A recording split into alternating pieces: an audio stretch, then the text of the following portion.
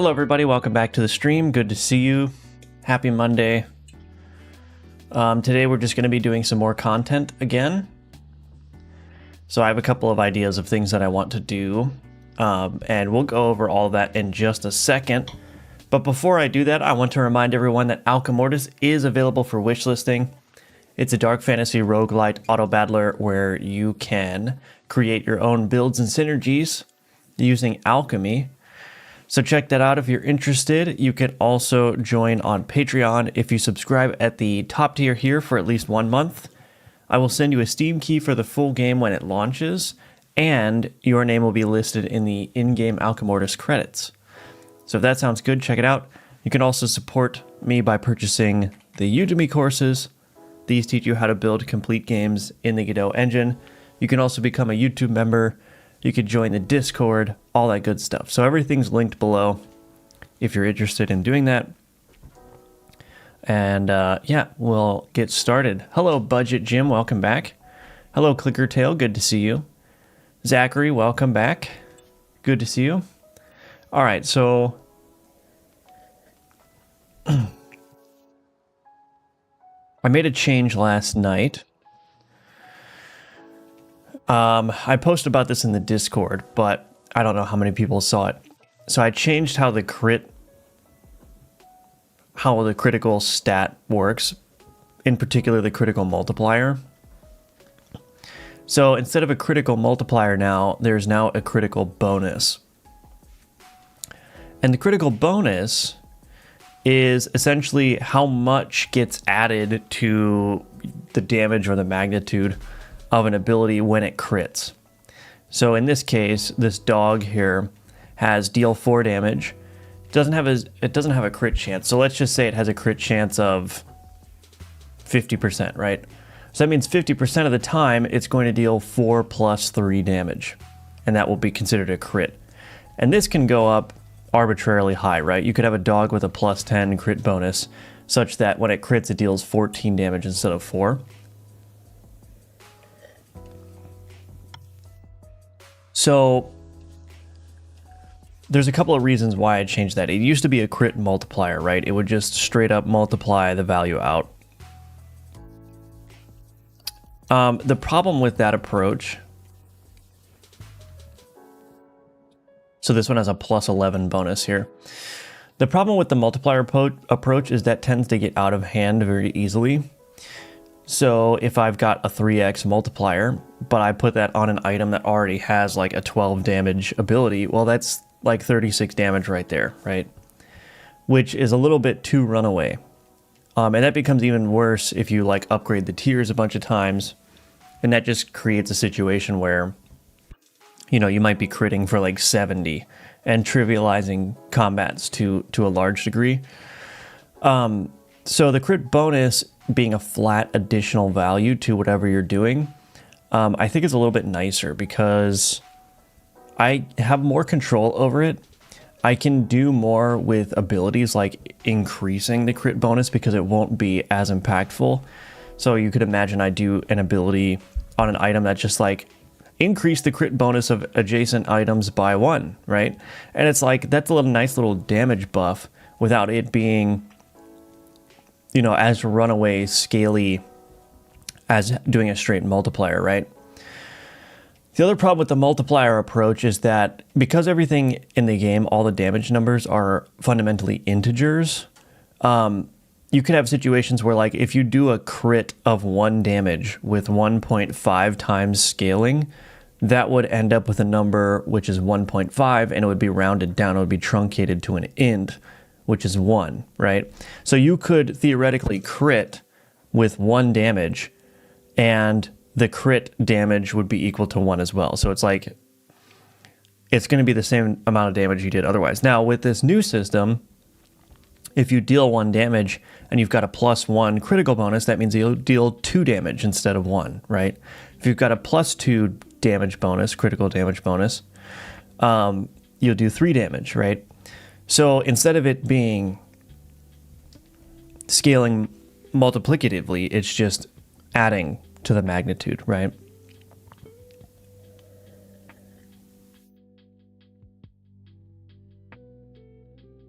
Okay. Hello, Emerson. Welcome back. Wooius, hello there. Hello, welcome. So there's one other thing that I want to do on this,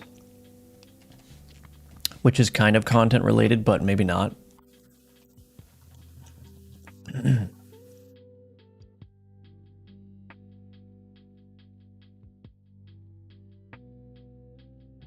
Well, maybe I shouldn't do that now. I'll write that down for later. I want to make the new crit bonus effect paralysis and other buffs. Make crit bonus effect buff applicator. But I'm going to have to think about that a little bit.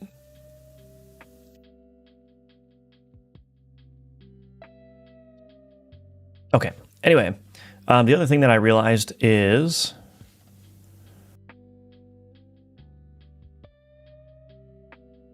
I was doing that critical chance rework on a branch here, but I need to get that back into master. So let me do that real quick.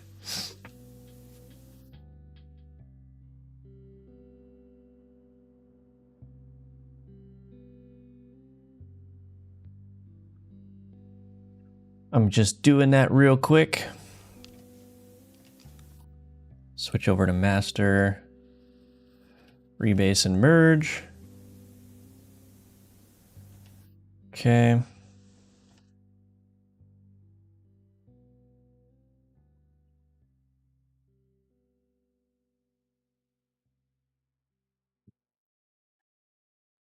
Okay, we should be good. Let me just check real quick. Yeah. Should be fine. Critical bonus. There we go. Okay, back into Godot. So let's just start making some items that can affect this crit bonus now, because I was feeling pretty limited with the other, like the critical multiplier, because again, changing it even a little bit could create a lot of damage, spiking. But now I feel like I have more flexibility. I can do more with it. So that's what we're going to do.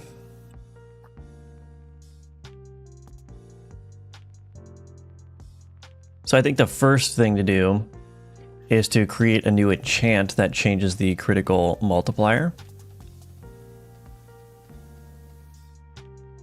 Give me 1 second. I gotta check on the dog real quick. Of course. Of course.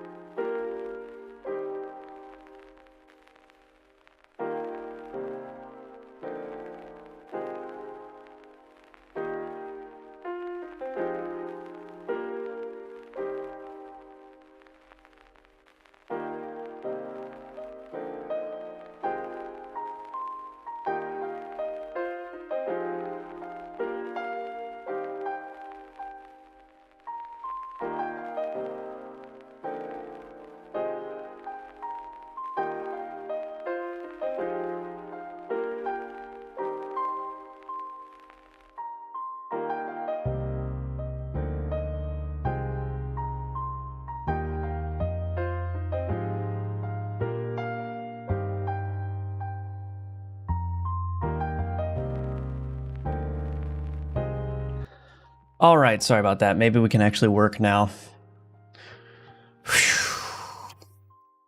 I stayed up till 2 a.m. last night working on this G-dang game.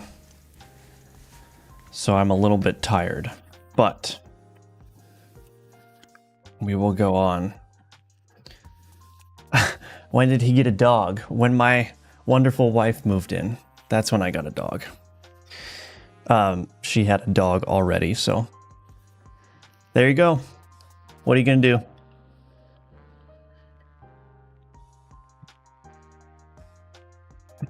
What are you gonna do? I'm not a dog person, but he's a good dog. He's very smart, and he's not very destructive, so that's good. That's good. Welcome back, by the way, Asymmetrics. All right, so let's do an enchant for critical bonus. I should probably just write this down. I have to write down... I have to write these things down because what I end up doing is I use this done column to create the patch notes. So I just have to make sure to be diligent about documenting everything that I've done. So that way, what I typically do is I just feed this entire column into like Claude or something, and I say, hey, can you categorize and, you know, set up like a bulleted list of patch notes or whatever. And it usually does it like 80% good, and then I'll go in and I'll like rewrite big chunks of the patch notes to, first of all, to use my own words, but second of all, it doesn't do a great job of discerning like what's actually new content. Like it'll just like hallucinate something as new content when it was just like a bug fix or something. So I do have to go through and read and like reorganize a little bit, but as a first pass draft of patch notes, just copy pasting this column into the AI is really good. Saves me the trouble of reading through 200 items and like copying them all over to like a patch notes document, you know what I mean? Anyway, so we're gonna do a critical... Oh wait, we already have a critical bonus enchant. What am I even thinking? All right. Why did I think I didn't have one of those?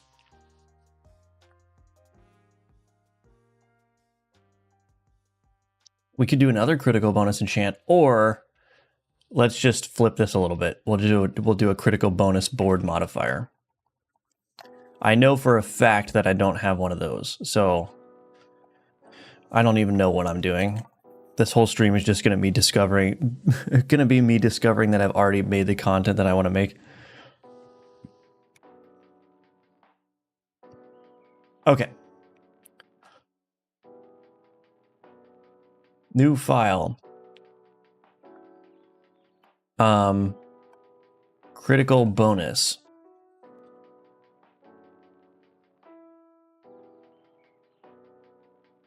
Self, yeah, this would probably be close to what we want to do.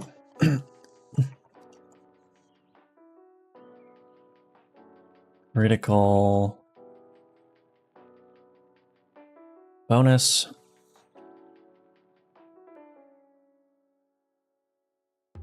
I have 4 dogs and 1 cat. I mean, my family has. The cat is mine.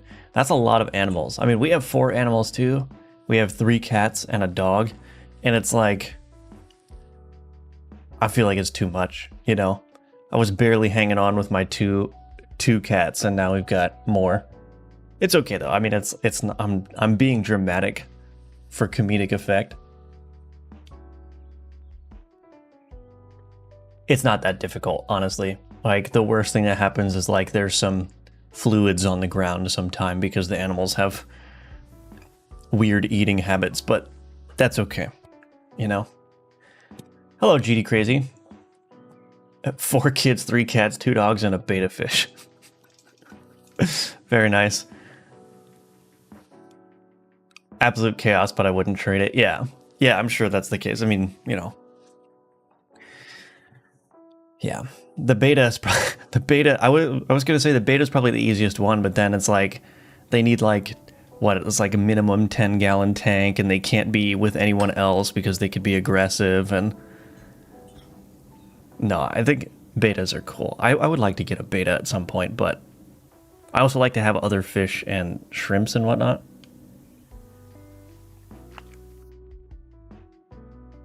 Well, maybe one of the kids. Oh no, it is worth it. Yeah. Everything worthwhile in life is difficult. That's, if I've learned anything in my 31 years on Earth, that's the one thing that I've learned. Everything worth having is difficult. Anyway.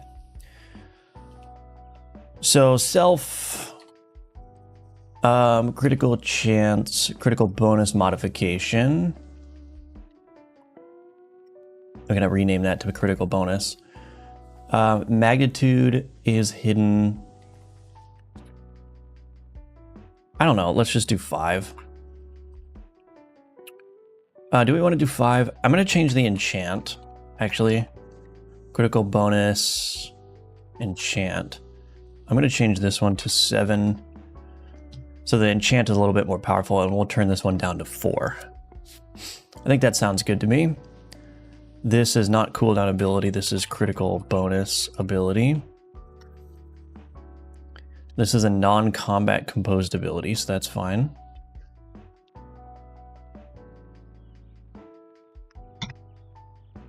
I think that's basically it. Project settings, debug, generate test map. What is it? I don't remember. Grow board is 5. Okay, let's take a look. We have snails in with the beta. Oh, that's a good, yeah. I've got a little nano aquarium. It's got 8 chili rasboras in it, which are little tiny nano fish. They don't even get to an inch long in most cases. And then I had some, what are they called? Neocardinia, something like that. I had some orange shrimp, and I have some amanos as well, but I think all the orange shrimp inbred too much and died. So I have to get more.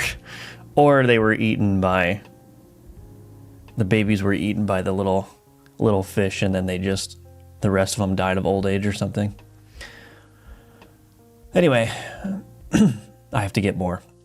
Shrimp are expensive though. It's like a little tiny 3/4 of an inch shrimp, and it's like $7 per. It's like, what are you talking about? This little fragile bug is $7 and I need like 10 of them? Anyway.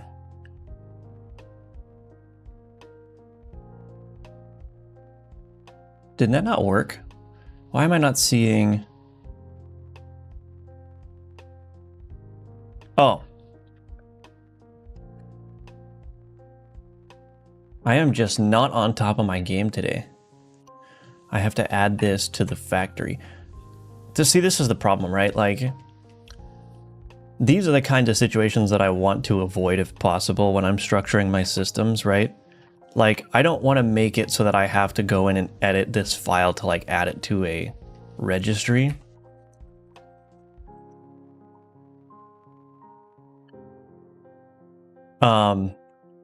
You know, like a proper like data-driven design, this would be auto-populated from like custom resource files, right?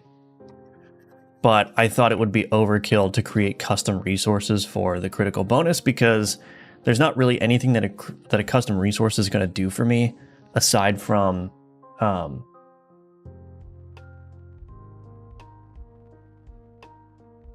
just providing that data to load off the disk and populate this automatically. So it's like, this is one of those cases where like, I really wish there was like a really easy way to just define like one-off source generators for your C# project. Because then this would be something where I could just say, oh, like take every class that extends baseboard effect or whatever and add it, like source generate a dictionary that looks like this, right?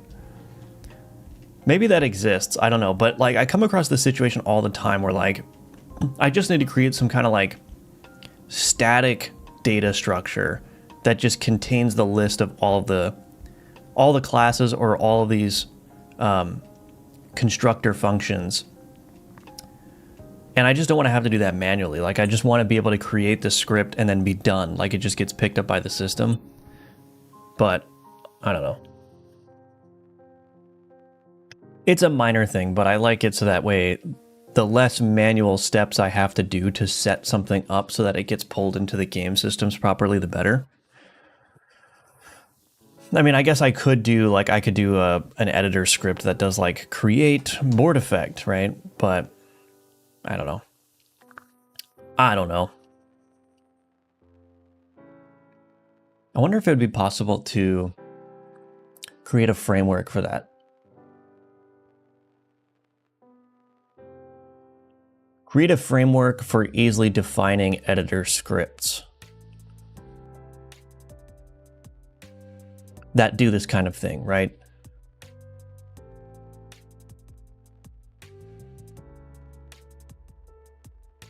I don't know.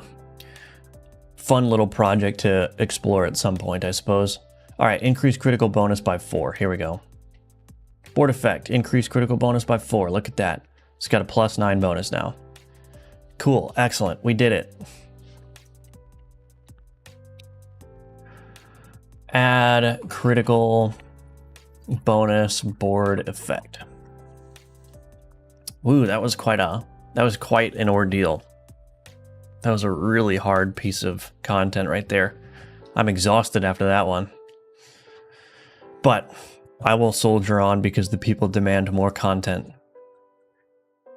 I will soldier on. I do want to make more items that do interesting things with crit bonuses.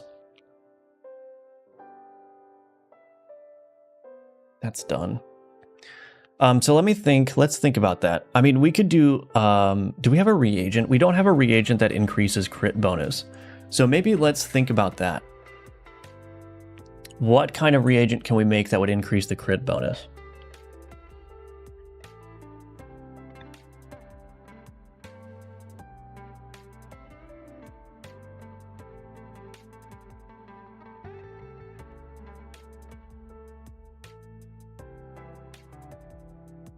Move to list in progress. Let me think. What is a good idea for like the theme of a card that could do that? I got a giraffe. Okay. Yesterday I had to go to my wife's work and spend an hour trying to get a kitten out of her engine bay at midnight. That ran up there while she was working, so I almost ended up with a 4th cat. Luckily it bolted. Can't be too careful. My sister's cat, is named Mercy, and the reason the cat is called Mercy is because this little kitten was like just cowering on the highway median. I think it was one of those highway medians that has like the concrete barrier, so it wasn't like a grass median, it was just concrete barriers, and so this poor little cat was like right up against the concrete median on the shoulder. And so my sister stopped on the highway and ran and got the cat, kept it, called her Mercy. She's a cool cat. But it's just like that's how you normally get new cats, right? It's just happenstance. Just spent 2.5 hours debugging a tween problem, still can't fix it. Time to move on and get back to it. You're welcome to post in the Firebelly Games Discord server in the game dev channel. I have a lot of experience with tweens, so I may be able to take a look at it if somebody doesn't get to your problem first, but please feel free to post any problems you have like that in the Discord channel. There's lots of helpful people who will try to help you out. How does a map generate? The map is basically using Poisson disk sampling to place a bunch of points that are a minimum distance away from each other within a sort of bounded region. And so there's a certain density that all the points can be at, but they still get placed somewhat randomly. So you can imagine a box with just a bunch of dots placed randomly inside of it, but all of the dots are at least a certain distance away from each other. And then you take those dots and use those as vertices for Delaunay triangulation. And what Delaunay triangulation does is it connects all those points together in a way such that none of the edges intersect each other. And then from there, it's just a matter of pruning down the edges, right? Because a Delaunay triangulation is just going to give you all these edges, like the map is going to be completely interconnected. So you could just start removing edges. Of course, you do need to make sure that there is a path from the start all the way to the end node. And so you can do that with a minimum spanning tree and then just not prune the edges that are part of the minimum spanning tree. And then the actual determination of like what the nodes are in terms of the event types, that's using a wave function collapse algorithm, which is basically just a fancy way of saying I have a rule set about how those things can be placed, right? So I might say there can't be more than 3 artifact nodes in a row connected to each other. And I might say the longest string of non-combat upgrades you can get is 4, right? So the wave function collapse enforces those kinds of rules. And it's basically that. So it's just putting, you just take one algorithm and you just layer on top more algorithms, right? So you start with your base Poisson disk sampling, then you do the Delaunay triangulation, then you do the minimum spanning tree, then you write your own custom algorithm to determine how to preserve the edges, then you generate all the node types, and you just keep building on top of it, right? So it's really simple in theory. Like the code ends up being a little bit complicated because some of the rules about how the map generates are very specific to this game, but that's just generally how it works. Happy affiliate anniversary. Thank you, Lex Pertha. I appreciate that. Thank you. Hello, CCX. Is there an extension for visual code for GD script for autocomplete? Yes. Yeah, there is, I think it's called Godot tools or something like that. But yeah, there is a VS Code extension that will hook into the GD script language server. And then you can get syntax highlighting and IntelliSense and all that stuff in VS Code for GD script. Smelling salts. I was thinking athletes use smelling salts for ultra focus on like the next play or kick. Oh, yeah. Oh, okay. Yeah, yeah. That might actually be a good one. Wave function collapse on America's 250th birthday, yeah. The only problem is I don't know how I would draw smelling salts. Let me look up what they actually look like.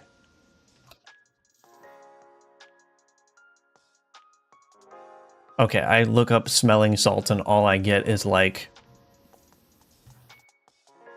the packaging. I'm not interested in that. I want to know what like the raw unpackaged smelling salts.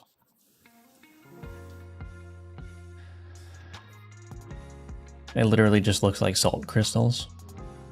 Big old salt crystals. Well, we could try that. I mean, might as well, right? I guess we'll make it a 1x1 item.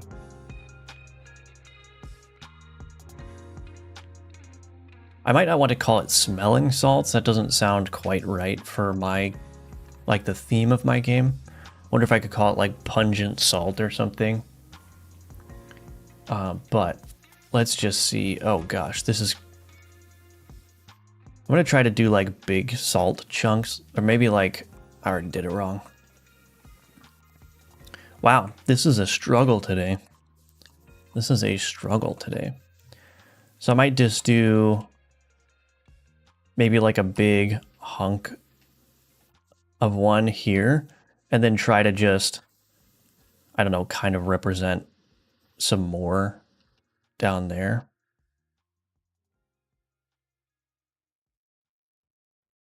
This is a struggle.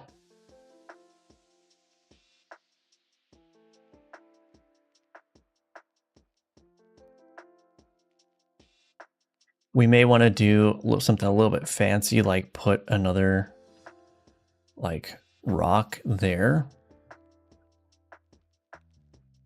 And then we take these, move those up. That kind of a shape might actually work. If I just do that. Yeah, that could work. Yeah, I think that'll be okay. I'm going to make them orange. Let's merge this down. Let's make them orange at base, and then we will see what we could do about this. So let's see. Should probably catch up on the chat as well.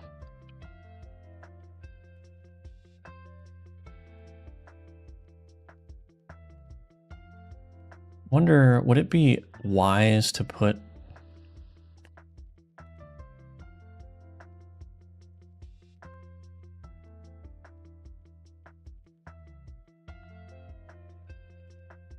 No, probably not. Actually, I think I probably want to make it more white than orange.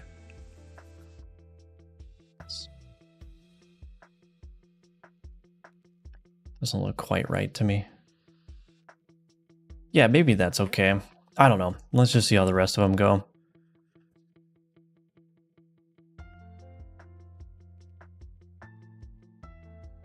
I will catch up on chat in just a moment.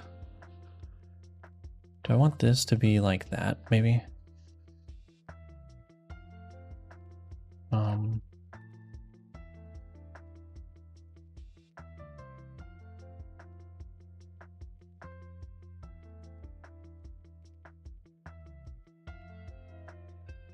It's probably fine.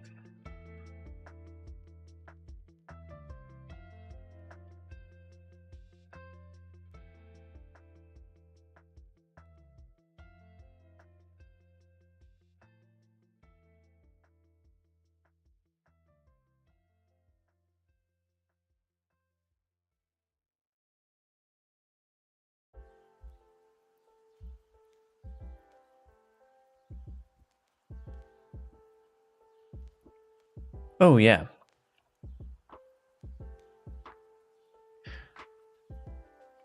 It looks kind of like rocky kind of pink stone, right?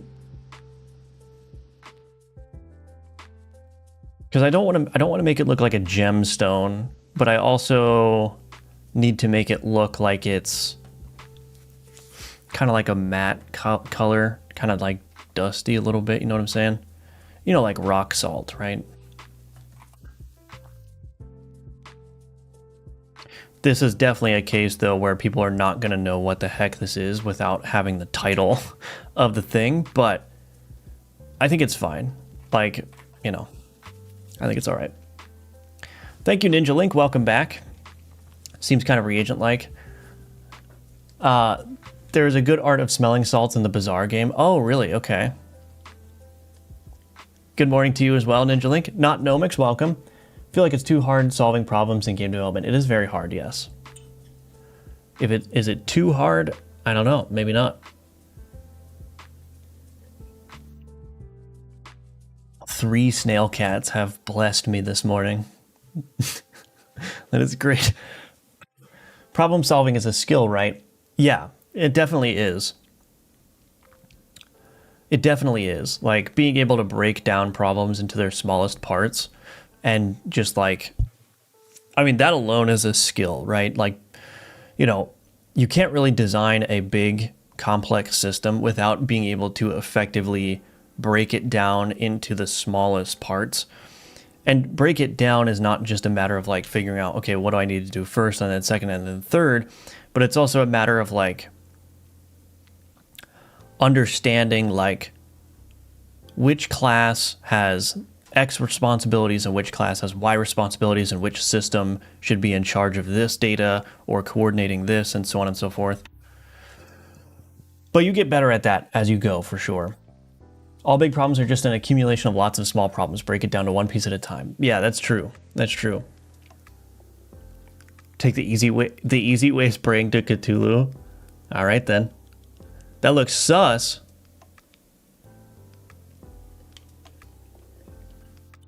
Welcome, Logan. Good to see you again. Thank you, Snupbill, for the IDR 10,000. It's very much appreciated. Snupbill is one of our few exclusive YouTube members as well. So Snupbill is getting content that you guys won't be until you become members. with the message Yummers. Welcome, Snupbill. Thank you again. What would your advice be for someone who's currently trying to make advanced systems coming from looking at advanced code bases and is overwhelmed? Currently trying to make advanced systems coming from looking at advanced. So I think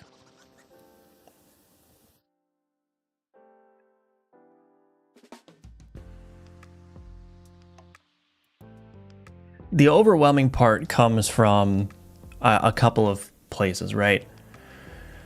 The overwhelming part comes from you have this idea of everything you want this system to do, and you don't have any code written. And the path to get from no code to having all the code to create your system is not clear, right? Like, you don't know what all pieces need to be in the middle. Like, what are all the stepping stones to get to that end state? But I think that it's a mistake to think of it from a top-down perspective and to say, I need to know everything that goes into the advanced system from a code standpoint before I even get started writing code. I don't think that's the right way to think about it. I think what you should do first is start writing some code that incrementally gets you toward your goal, right? So the example is like with Alchemortis, right? I needed this ability system. The ability system as it exists currently is somewhat complicated, has a lot of parts, there's a lot going on, but I didn't know that this was the state I was going to end up in when I started, right? I just addressed the immediate need that I had when I first started this system, which is that I need to be able to define a very basic ability like damage that will be executed by the system and then apply that damage to the enemy's health pool, right? And so that was my first goal, right? I wasn't concerned about like, how do I plan this out? How do I plan this out so that I do everything correctly from the start? Instead, I was just like, let's just do that first. Like, let's just get the damage working. I can put a damage ability on an item and then it will damage the enemy, right? And it's like, okay, I've solved that problem. And then I just wait until I have another ability type that I want to do that is not quite supported by that system, right? Oh, I want to deal 4 damage, but only if... Sorry, 1 second.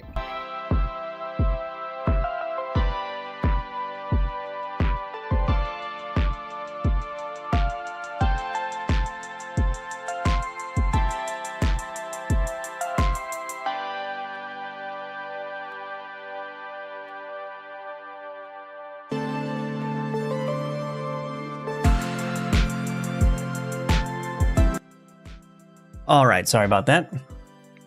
So what was I saying? So yeah, when I have a new ability that needs to do something like deal 4 damage, but only if the enemy health is below 50%, right? Well, that's now a bunch of new requirements that my very basic ability system that I implemented didn't support, right?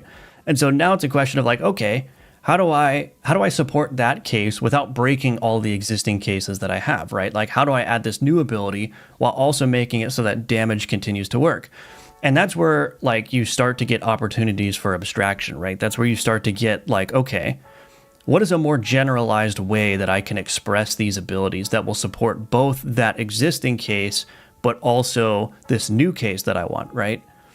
And so the process of getting to my advanced, I guess if you want to call it in quotes, ability system is just solving the problems as they come up and reworking or tweaking the system to support the new cases that I have, right?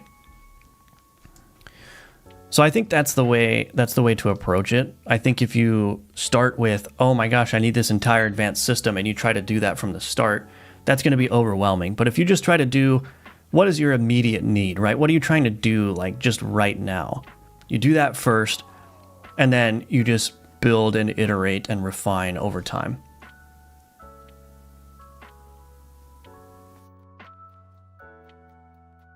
Spirits of hartshorn, historically obtained by distilling the horns and hooves of red deer. Pungent, suffocating fumes were used as smelling salts. Oh. Interesting. Because of the strong, irritating nature of ammonia gas, breathing in Spirit of Heart's Horn triggers an involuntary reflex that causes the muscles controlling breathing to work faster. Wow. Learned something new today. Oh, thank you for the membership, YouTube membership, Sunflower Bloom Ray. Appreciate that. Thank you, thank you. Oh, thank you, Maniac, Manny K 97. Thank you for the Prime subscription. Appreciate that. Thank you.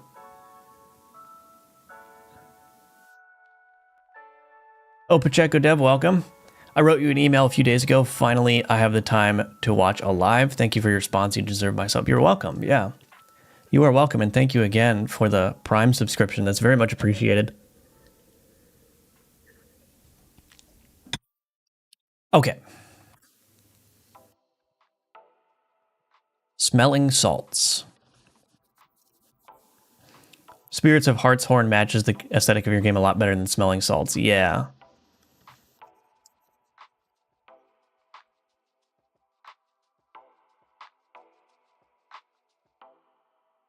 Can I just keep the sprite that I have, though, or do I need to redraw it?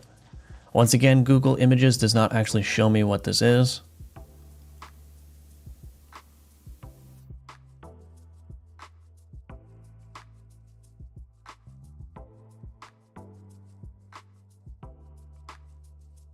It's a solution, though. That's the problem. I'm just going to change it. I'm just going to do this. Salt of Heart's Horn. There we go. Done. I fixed it. I can keep the salt sprite. All right. So let's see. This is a reagent. I like it. Yeah, I think it works too because, I mean, just from my cursory Google search that I just did, Heart's Horn is it's just a name for the solution that smells really pungent. So we just change it, instead of spirit, which implies a liquid, we just change it to salt, which implies a solid. And we're good. We are good. Critical chance, critical bonus. Probably should set all the reagents to have a 0 critical bonus. But I'll do that later. Cool. Salt of Heart's Horn. All right. So do we have... we don't have a reagent that currently adds that, right?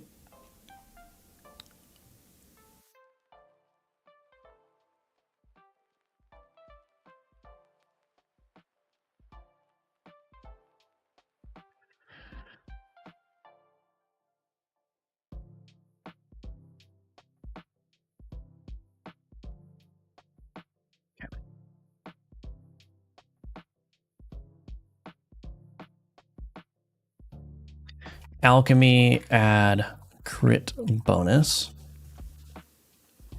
Let's make this one a little bit interesting.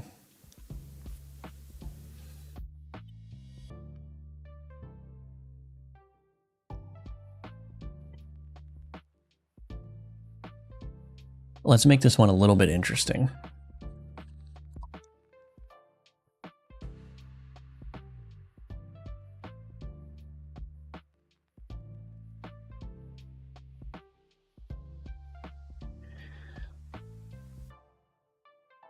Oh, alchemy, add crit bonus. Okay. All right, so we are going to need, I'm going to do something. Let me think about this. Let's do left query target provider. I'm trying to take a different approach to the reagents. I'm getting rid of most of the reagents, not getting rid of them. I'm reworking most of the reagents that just apply effects globally. And I'm really leaning into having very specific like conditions that you need to activate the reagents. Because then that makes alchemy more of like a min-max puzzle game rather than, oh, just throw the reagent on the board and then like everything gets this ability or stat, right?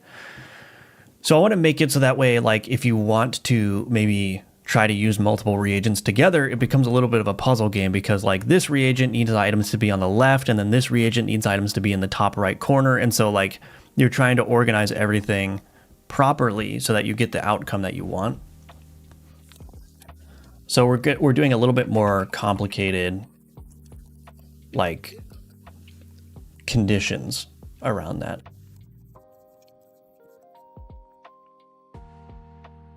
Okay, left query target provider.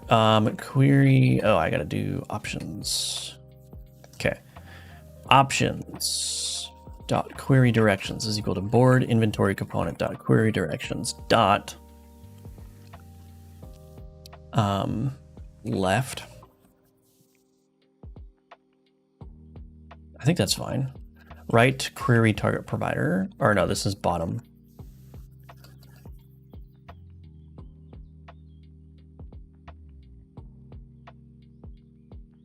Options dot query directions is equal to bottom adjacent.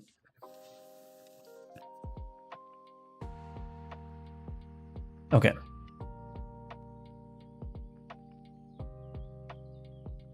We are going to need to do this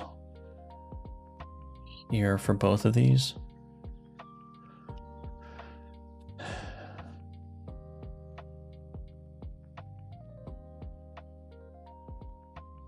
Oops.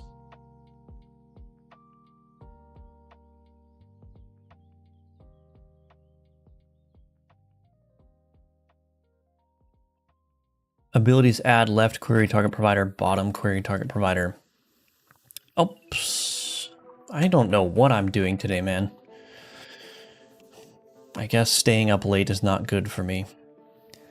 Adds.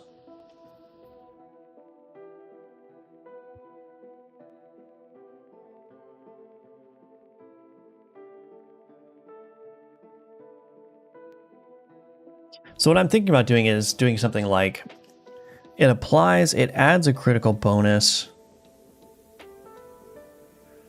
Adds a critical bonus to the bottom adjacent item that is equal to like the average of the critical bonuses of all the left items.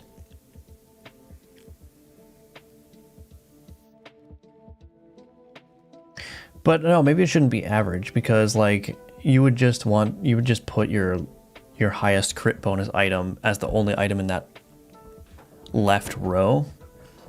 And then because the average would just either bring it down. Yeah, the average would just bring it down. You would just use your highest one. So maybe I want to do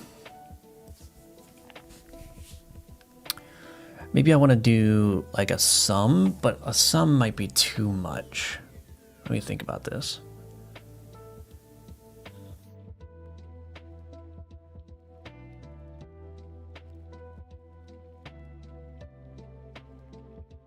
Oh, here's what we could do. If the sum of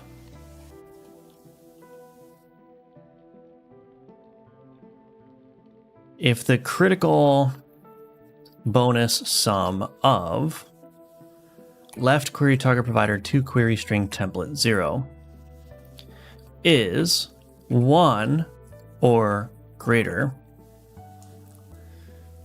add 2 critical bonus to bottom adjacent query target or bottom query target provider dot to query string template 3. Okay. So instead of making it average, we'll just say you have to get the critical bonus sum over a current or over a certain amount.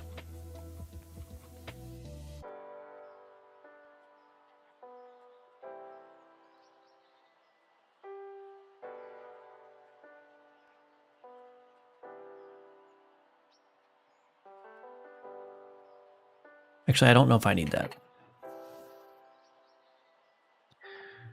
Well, let's just see what that actually ends up creating. Ability alchemy, add critical bonus. Just do critical there. Okay. I don't need that. Okay. var, let's also do, well, I'm not even close to done. Private const int sum target. Let's do 10.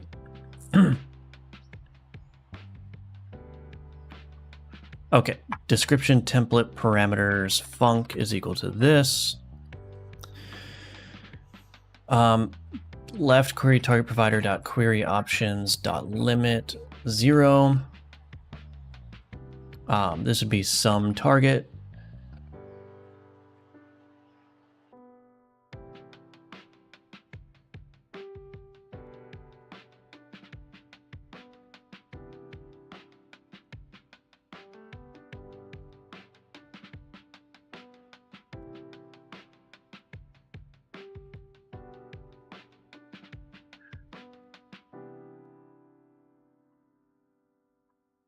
Added critical bonus, and then bottom query target provider options dot limit. Okay. Okay.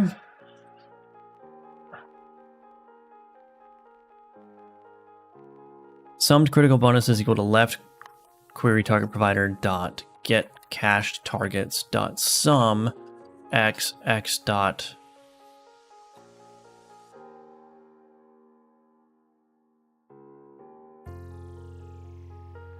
Do I want to do that?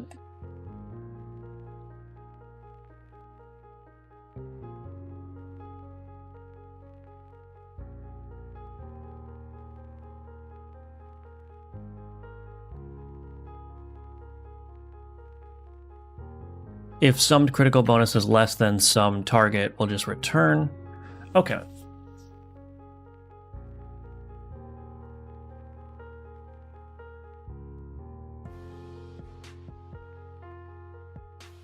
Complicated problem with a simple solution, yeah. I think the sprite works if it's red deer and the salt is kind of red. Solution, get it, I crack my... Oh yeah, that's true. Back to lurking, still listening, just got to get some shop time in. Sounds good. Sounds good. Just search ammonia crystals. Too bad staying up late is fun. Yeah, that's true. I didn't even sleep last night. I was having too much fun playing Minecraft with my boyfriend. Yeah, Minecraft is fun. Minecraft is fun. Or at least it was. I don't know. I don't know if I could get into Minecraft now. I go to sleep at like 2 or 3 a.m., but not sleeping at all is crazy.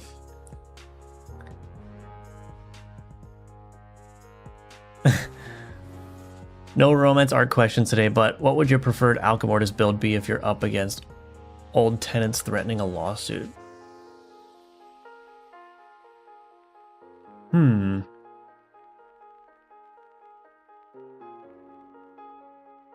Maybe I would do a Narlock's Grand Jewel build and just try to do a bunch of burst damage to destroy everything, you know? The nuclear option, if you will. In your course for Godot multiplayer, do you teach anything related to lag compensation? Made a prototype with the input handler, but my friends noticed a little input delay. No, I didn't do anything because I was just trying to just expose people to the basics of multiplayer networking, and lag compensation, client-side prediction, and then server-side reconciliation is a little bit advanced. Not a little bit advanced, it's a bit advanced. But there are tools, I tried to use NetFox at one point for doing that kind of thing, but I found it to be a little bit confusing and hard to work with. I don't know if it's gotten better because that was a year ago now, more than a year ago. So I wonder if NetFox has gotten a little bit better, but yeah, I don't cover it in the course. Hello, Mel's, welcome. Good to see you.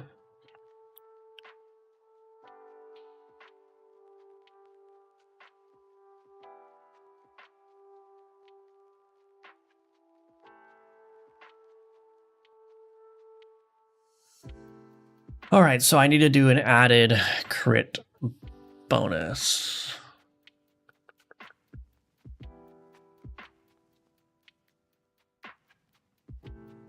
Let's do some organization here for a second.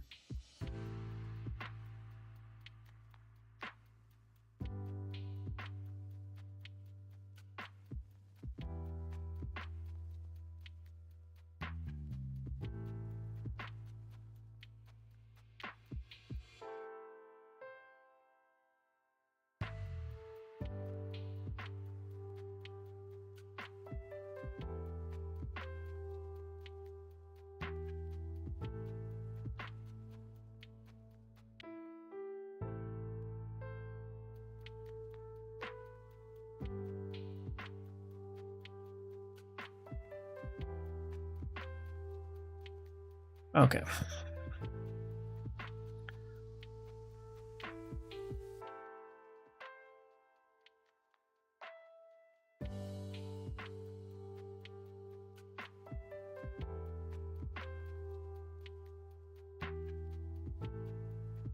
Get added critical bonus.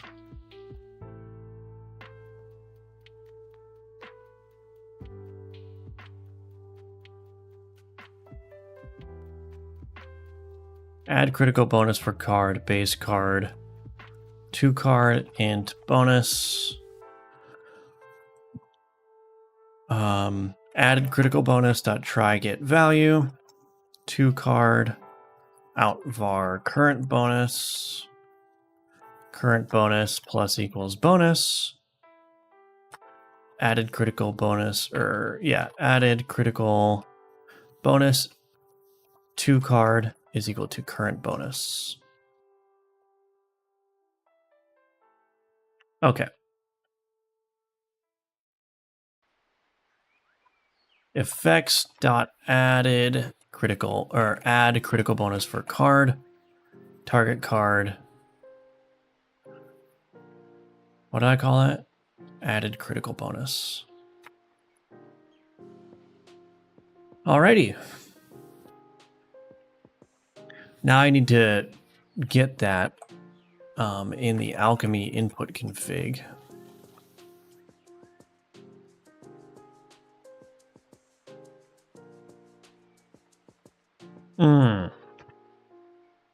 Do I need to save that?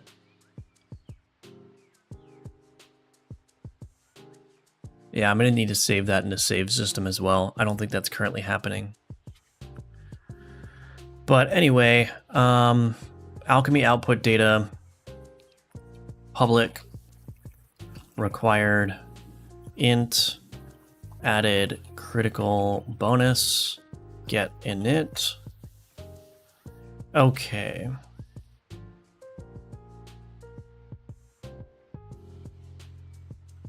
Reagent effects dot added critical bonus. Try get value, card, out var additional critical bonus. Actually, I think that's fine. Added critical bonus is equal to additional critical bonus. All right, so now down in here,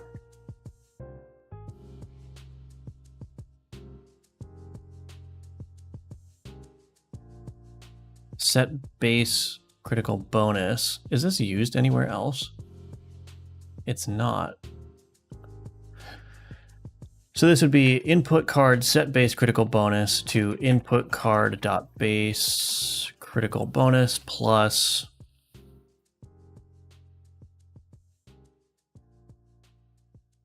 output data dot added critical bonus. All right.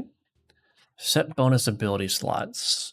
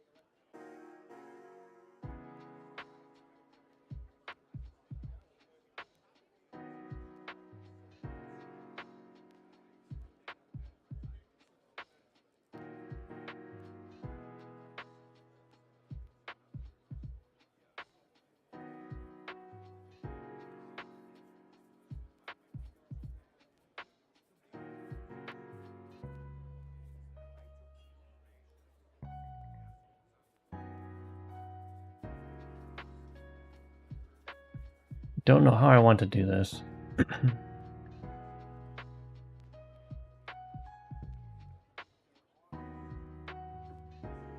Oops. Oops. JSON property name base critical bonus override. public int base critical bonus override.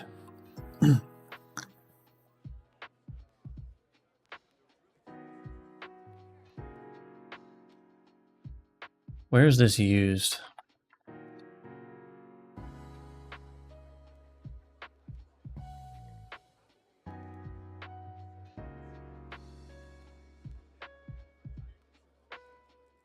So this would be base critical bonus override is equal to card definition resource dot critical bonus is not equal to base critical bonus.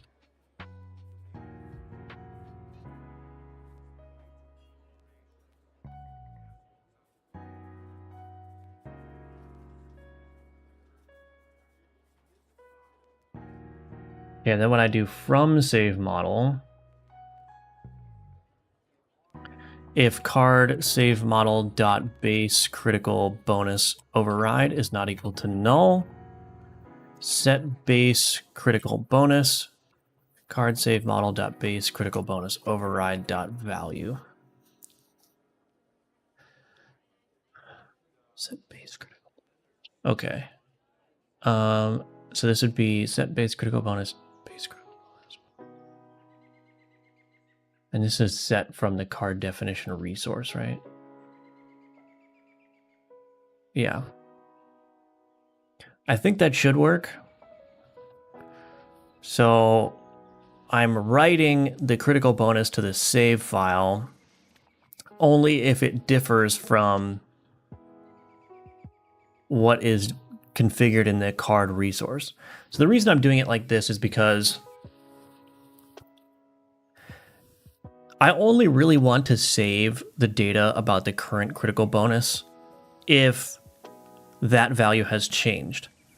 If it hasn't changed, then there's no reason to write it to the save file, which means that we can save a little bit of space, right? But also that gives me the ability to, for instance, if I push out a patch, which changes the critical bonus of an item, if a player currently has that item in their inventory, it will automatically be updated to that new critical bonus, right? The only time I don't want to do that is if the player has actually made changes to the critical bonus of the item. In that case, I want to preserve that value and restore that value exactly, right? So I'm basically just saying only write it to the save file if the current base critical bonus value is different than what was configured originally in the card.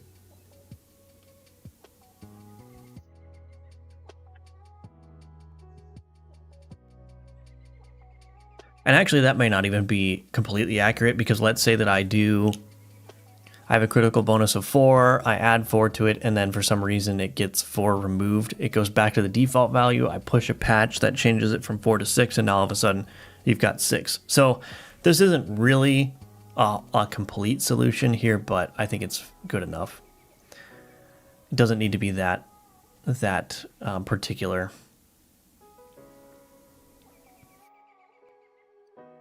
I mean, the other thing I could do. No, that's probably okay. I mean, I think maybe the more appropriate thing to do would just be to like have dirty flags for each of these things, but that would be too much, right? We'll just do the easy case, and then the edge cases aren't super important. Okay, so now we need to test it, but we need to test it with the save system as well. So I got to get all that set up. Thanks for the tip. Regularly scheduled in-game romance inquiries will continue next stream. All right, sounds good. Also, a great course. I'm halfway in. Helped me a lot to get started. Awesome. Glad to hear that, Guy. Thank you. Tuning in today. It's been a while. How is the game doing, and how are you doing? I'm doing well. Thank you, Milan Raphael.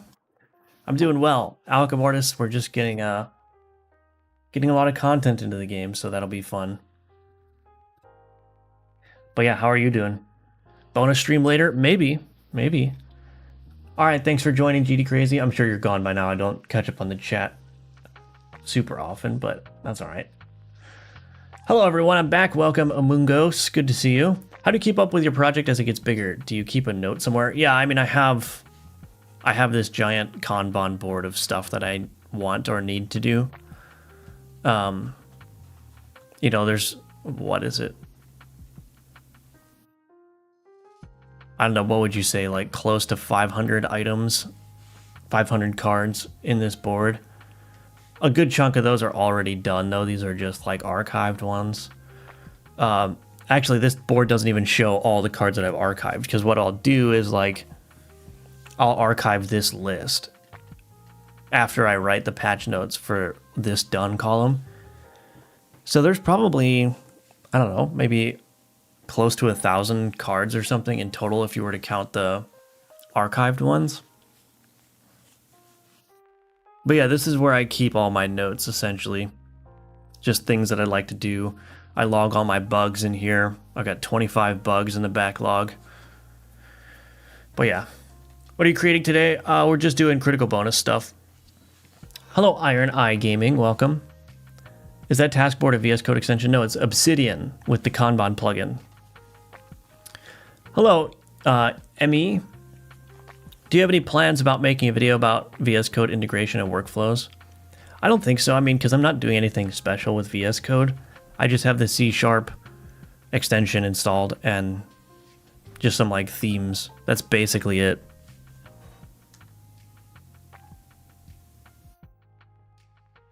So yeah, it's nothing super important. Hi, I'm a Unity 3D user, but for a long time I've been wondering about jumping to Godot. How do you evaluate Godot so far if you were to compare it to what you know about other engines out there? Well, that's the thing. I don't know a whole lot about other engines, so I don't know if I'm the best person to ask. And I've also been using Godot basically exclusively. Not basically exclusively.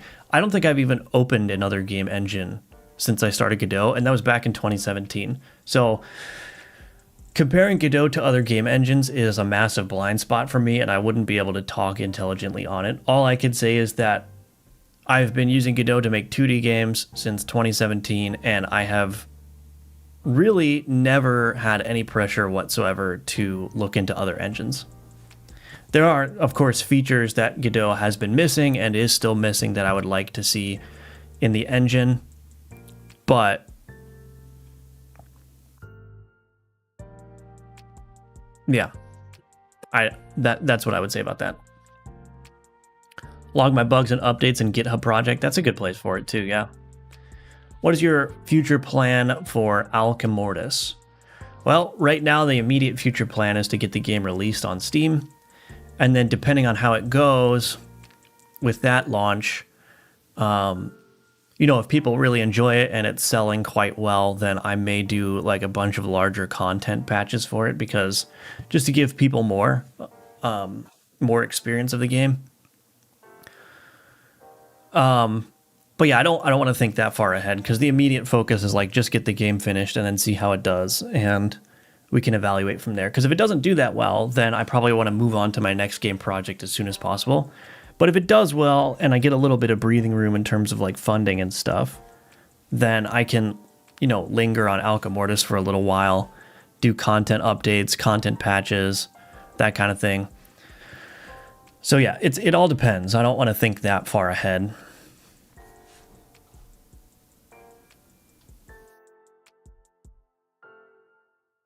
You asked me the same question a while back, shortly after I made the jump to Godot C#.NET coming from Unity. The only thing I could say is I wish I had done it sooner. Yeah, I really, like, if you're just going to make 2D games, I really don't see, like I said, I don't know that much about other engines. I came from Game Maker Studio 2 back in 2017, but, there's been 8 years or whatever, or 9 years since that point, so I don't know what the current state of Game Maker Studio 2 is. But the one thing I will say is what I said before, which is that I have felt no pressure whatsoever to move or explore moving to a different engine since I started using Godot for 2D games. Like, it has everything I need and then some, and whatever minor issues I come across usually have some pretty easy workarounds. So there's never been like, man, Godot just isn't powerful enough and I can't do the thing that I want to do. Maybe another engine would help. I've never felt that at all. Of course, I'm not making like super cutting edge games or anything. Like, I'm not making like 2D open world games with like, you know, all these complex features. So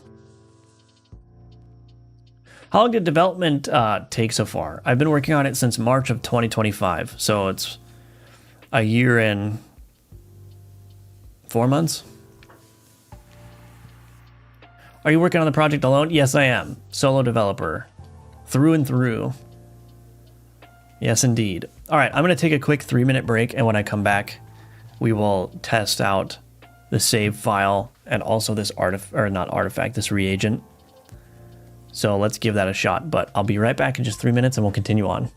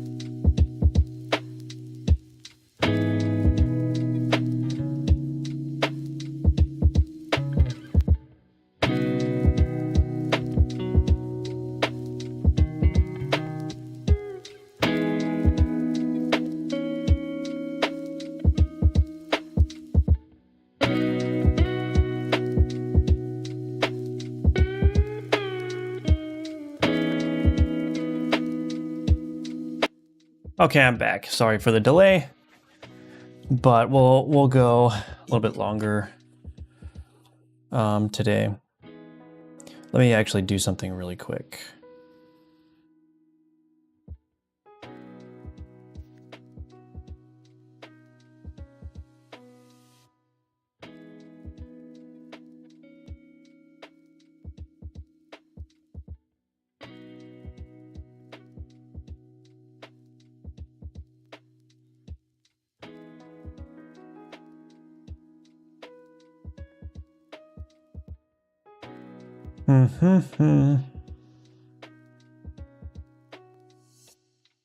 Okay.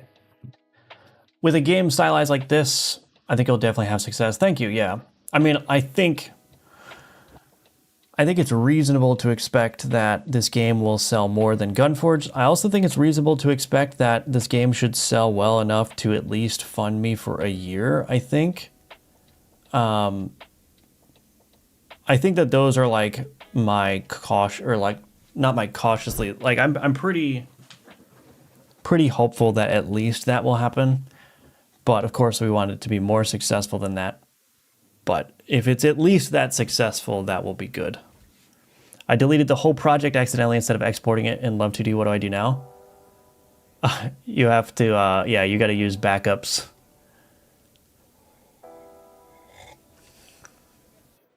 I ran a test building the same feature as an in-game terminal in both Unity and Godot. In Godot, I could achieve it with more features of roughly 30% of the node game object count I needed in Unity. Interesting.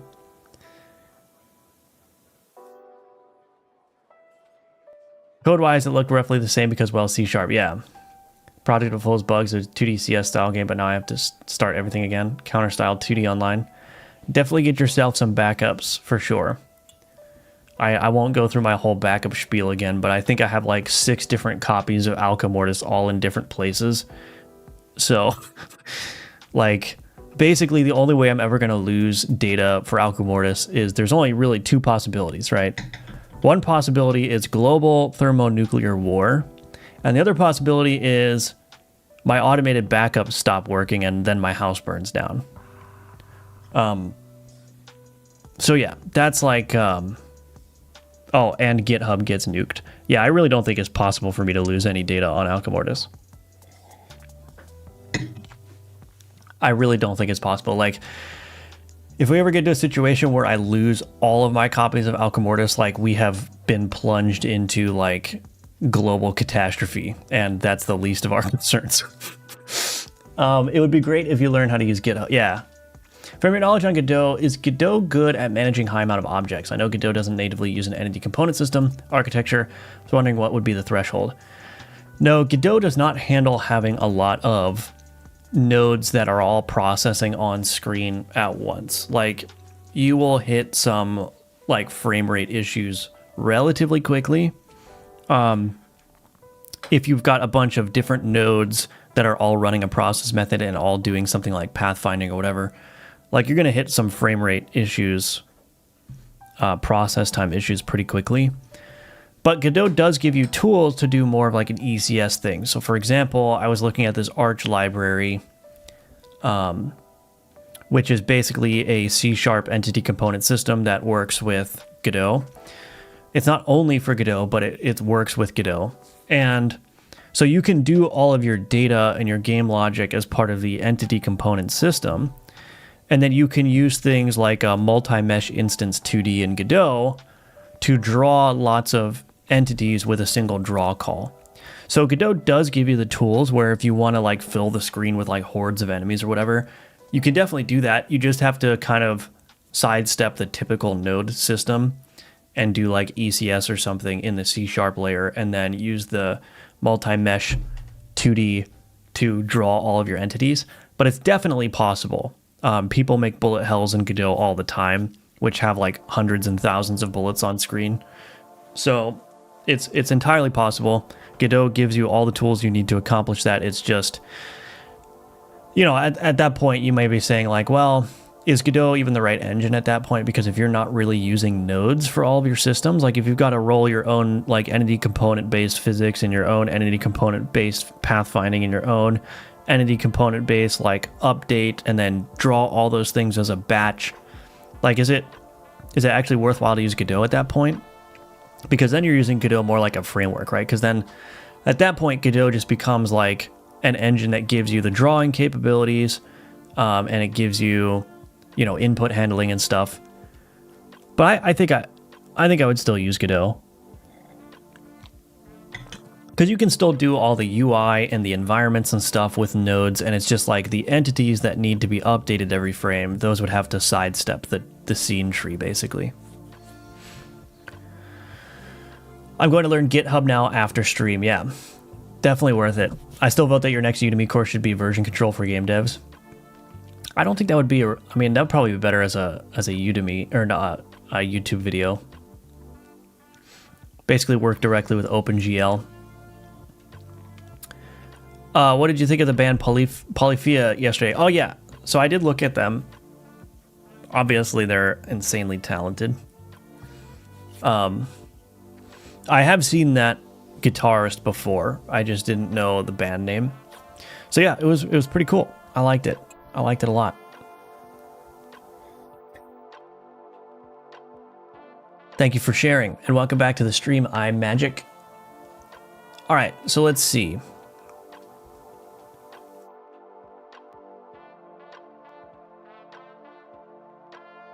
Test player cards, smelling salts. And then we want to turn off generate test map. Let's turn off override player board dimensions. Let's just turn off override player artifacts. We're going to change that. Enable test player cards, yes. We want to not ignore the save file. And we're going to clear save data. And now let's go in here. So we're going to test all of this end to end and see if it works. All right, so there's my smelling salts. I did not build the freaking translations. Actually, let me make sure this language is correct. Critical chance increased by, oh, that's not right. Salt of Hartshorn. Oh, it's not even correct. I forgot to add the ability in here.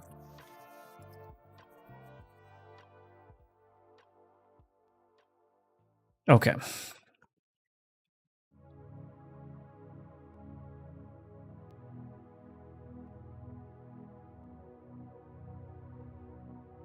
Thank you for the answer, very helpful, although I think I would be reluctant as right now to jump to Godot since my project needs ECS and Unity has it natively.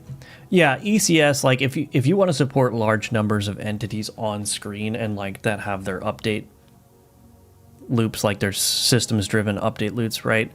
Then the choice to use Godot becomes a lot less obvious to me.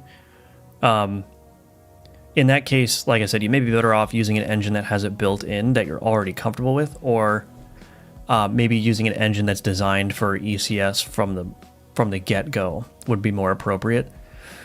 So yeah, I don't know if I'd recommend using Godot if you know you're going to try to build that kind of game and you're trying to figure out an engine to use, but me already knowing Godot, I would probably just stick with Godot, even if I had to sidestep a lot of the Godot engine itself for that.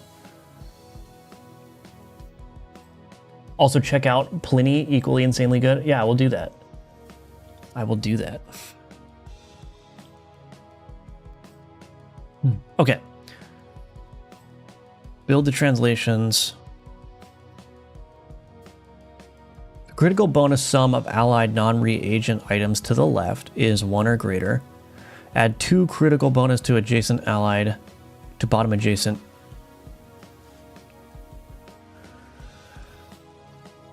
I guess that's fine. What is this that got deleted down here?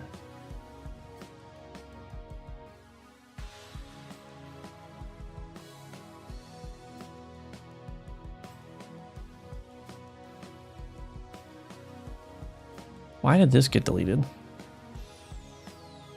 Probably because it exists somewhere else. Oops, I didn't mean to do that.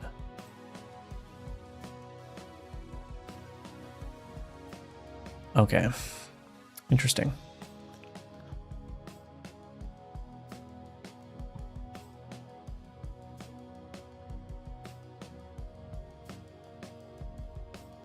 Okay.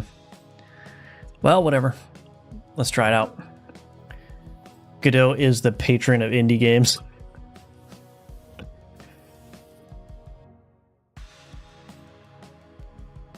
I made this promise before, but I will make this promise again for the record. If Alchemortis sells really well, I will make a sizable donation to Godot.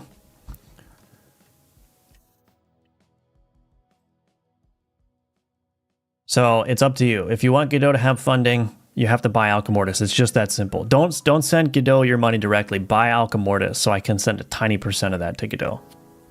That's the way it should work. Okay. If the critical bonus sum of allied non-reagent items to the left is 10 or greater, add 6 critical bonus to bottom adjacent.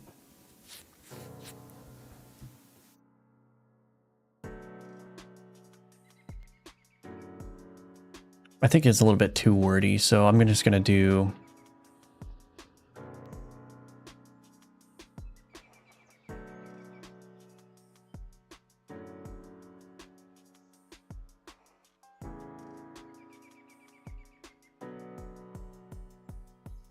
Let's see if I can fix this.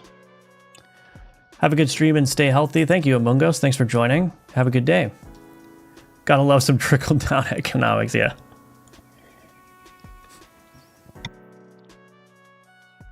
I mean, if you really think about it, though, imagine how much marketing I've done for Godot, right? I mean, if you think about it, maybe Godot should be paying me. I mean, if you really think about it. Object reference not set to an... What?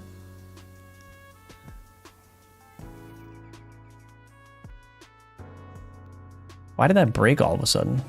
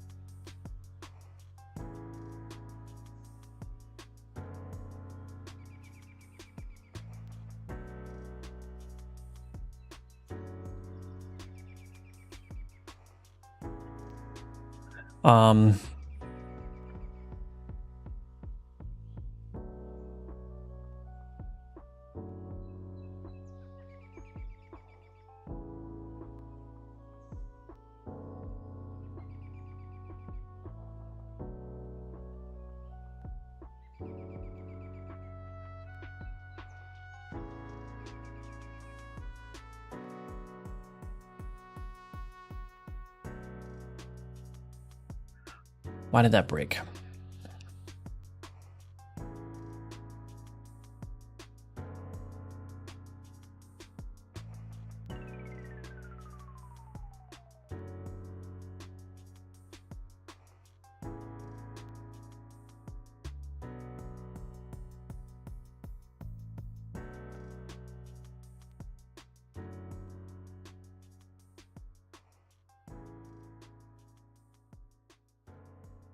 Oh, do I need to do...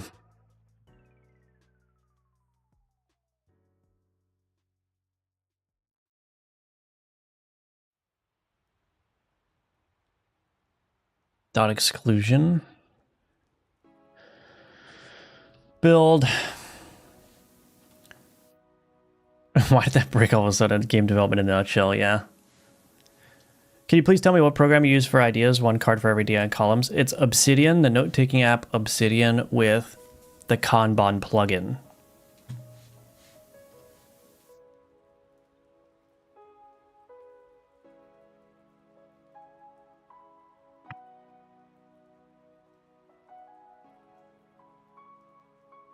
Okay. Why is that not working?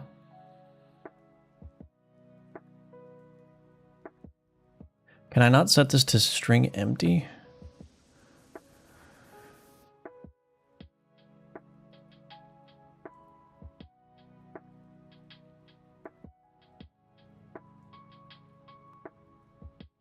Whatever. This is too much work.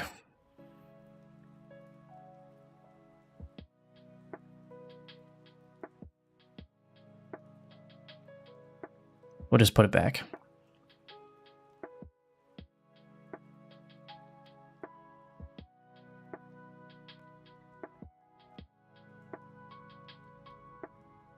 Okay. Keep up the good work. Thank you. Appreciate that, Cootie or Cody.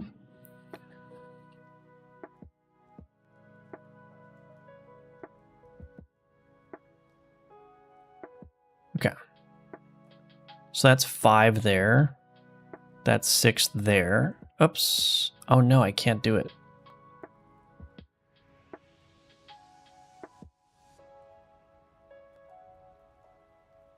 That's only 9.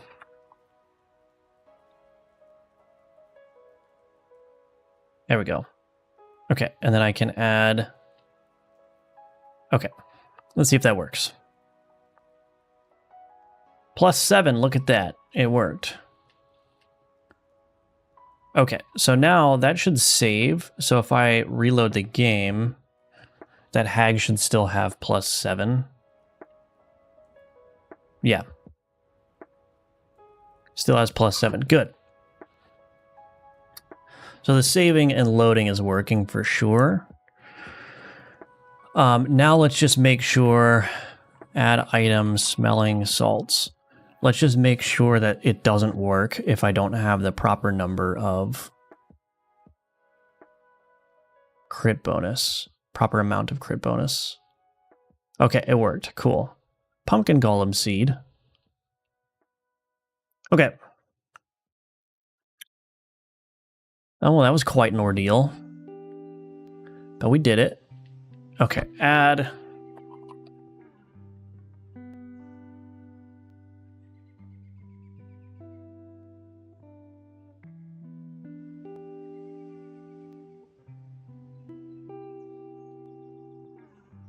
Oh, I need to give it a new name. Oh no, add reagent, what was it called? Salt of Heart's Horn. Add critical, I need the flavored text still. So I'm not quite done with that, but that's all right. All right. Once your game comes out, I'm gonna spam Penguin Zero's live streams and force him to play it. Oh, that would be great. Please do that. Please do that. Hello, Kapata Sensei. I'm doing well. How are you doing? I am doing well. All right, what do we want to do here? Probably do another item. I'm trying to think. Is there anything clever I can do with crit bonus now? I mean, passively update crit bonus would be a good one.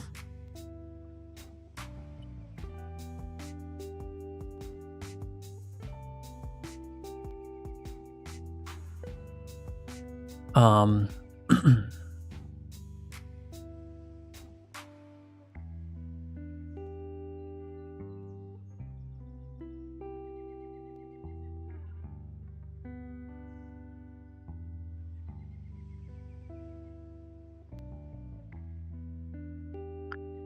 just reading through all my player suggested ideas here.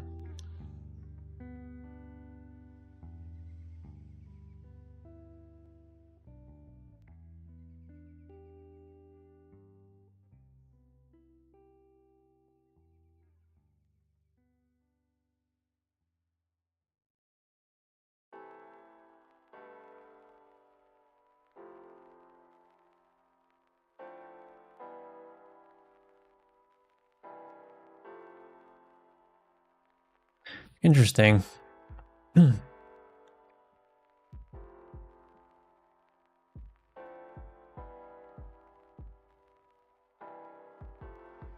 Interesting.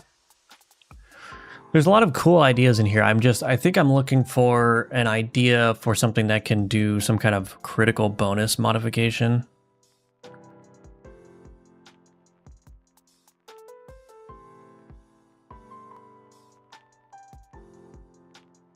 Rude Mother.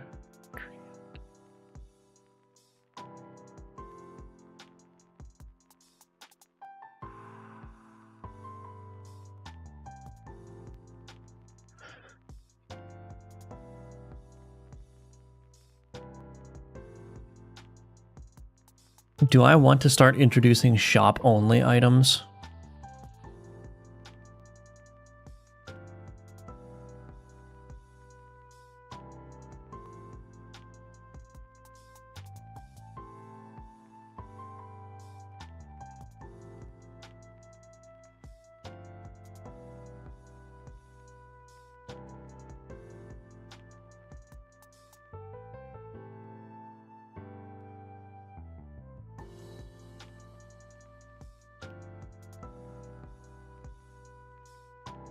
Skeleton champion.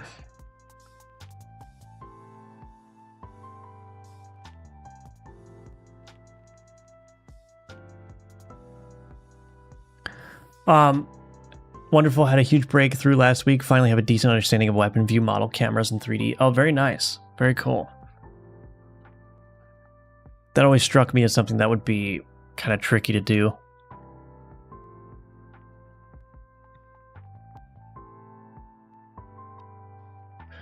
Yeah, I don't know.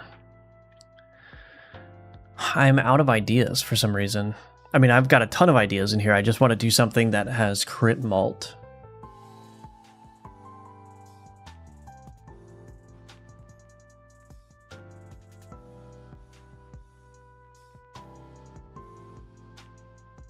Thinking maybe we could do like a skeleton rogue, maybe. Do we want to try that?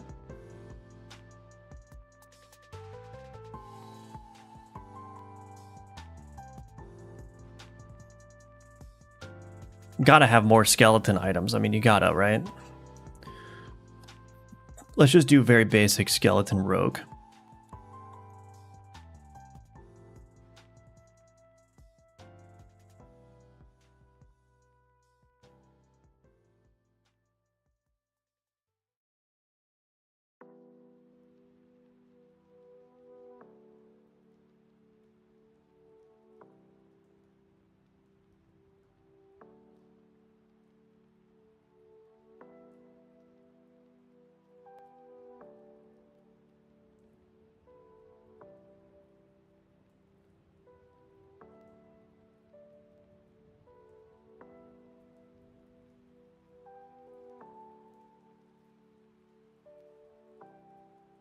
We'll just do 1 by 2, I guess.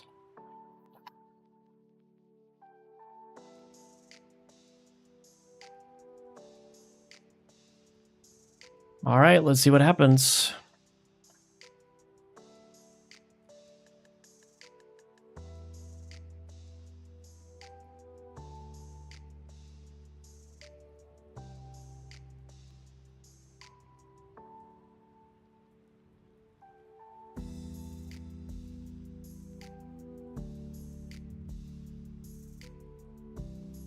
This might already be too big, but just get a very basic.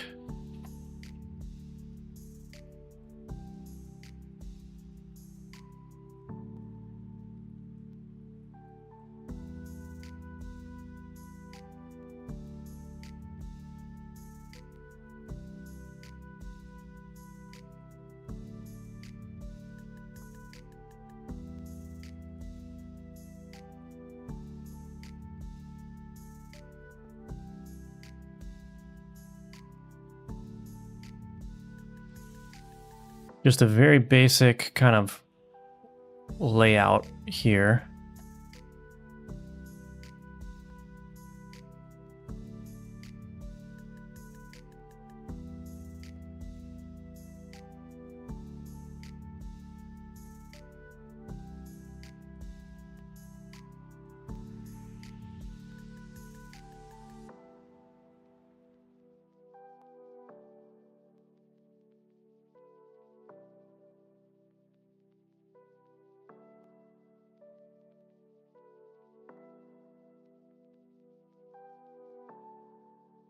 Feel like the arm is too big, but that's all right. I'll fix it later.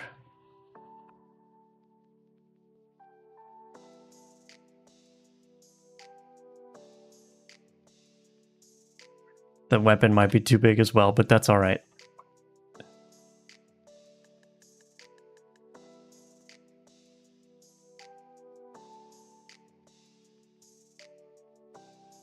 Yeah, probably the weapon is too big.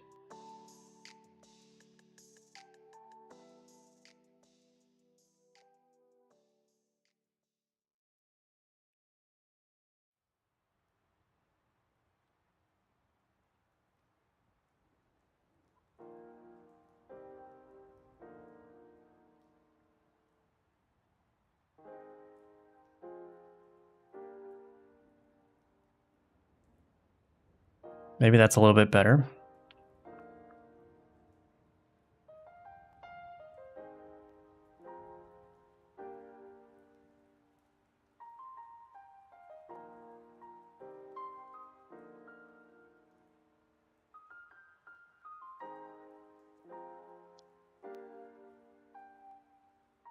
Kind of want to make him hunched down if possible.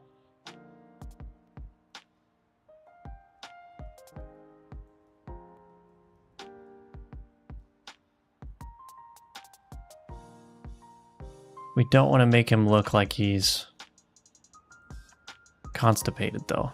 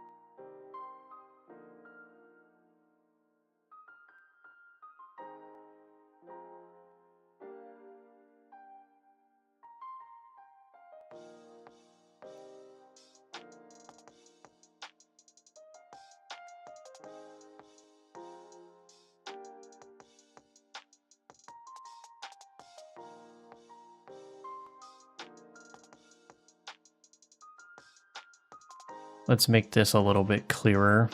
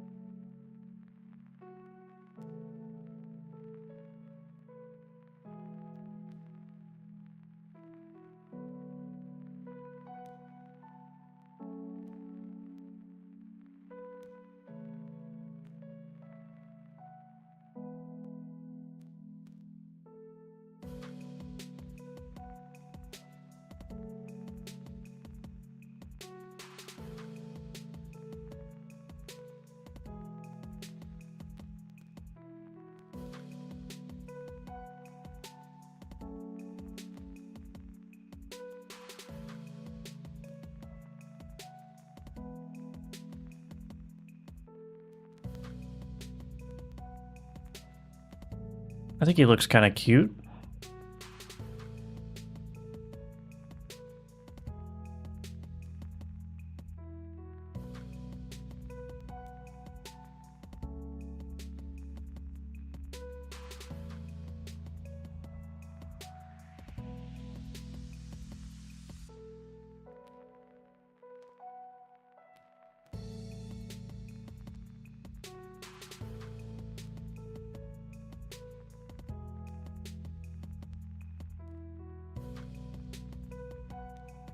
Yeah, this will probably work.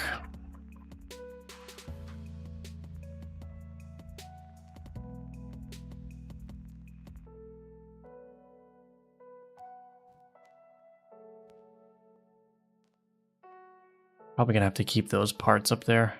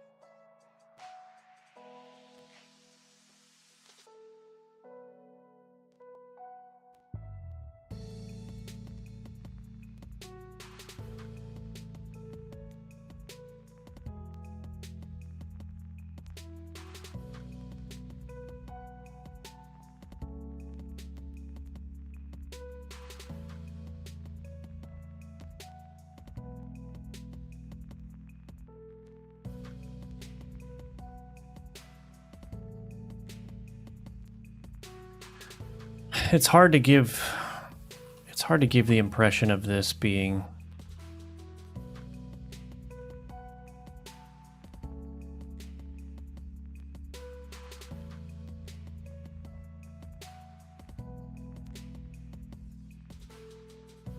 it's hard to give the impression of that being an arm, a skeletal arm.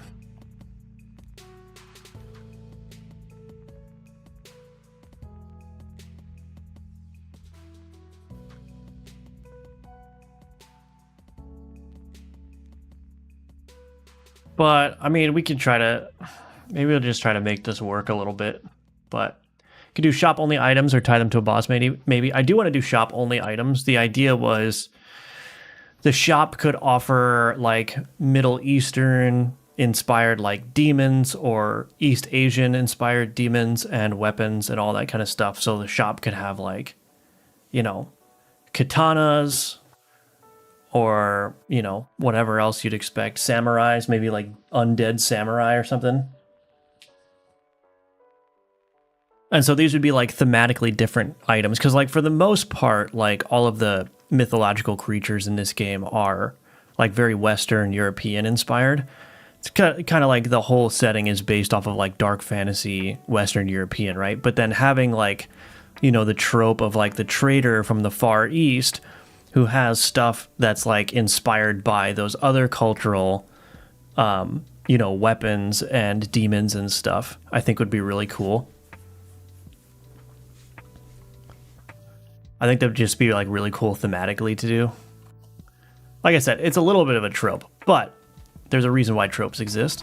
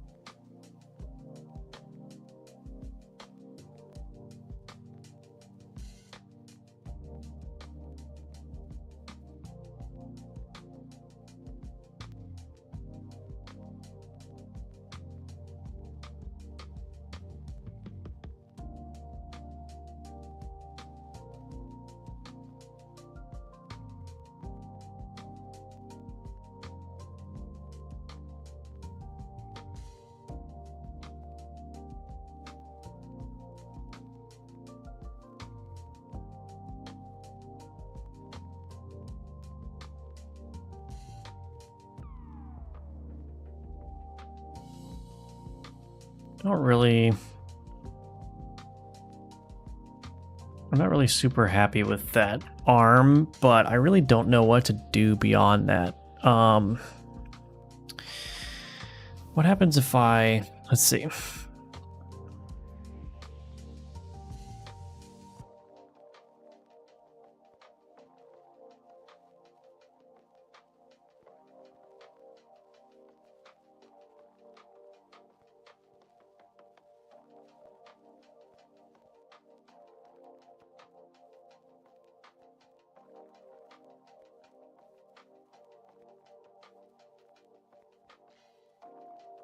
Well, maybe we'll just focus on this arm now.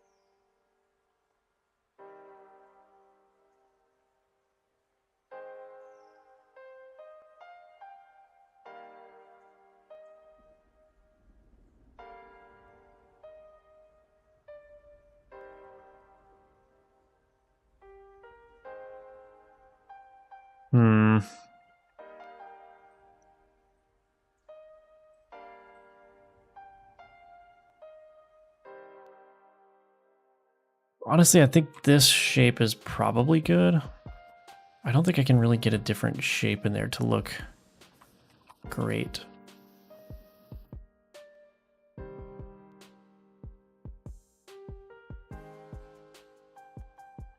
I may have to...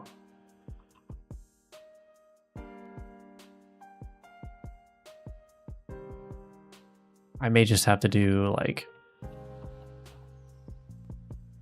something like this.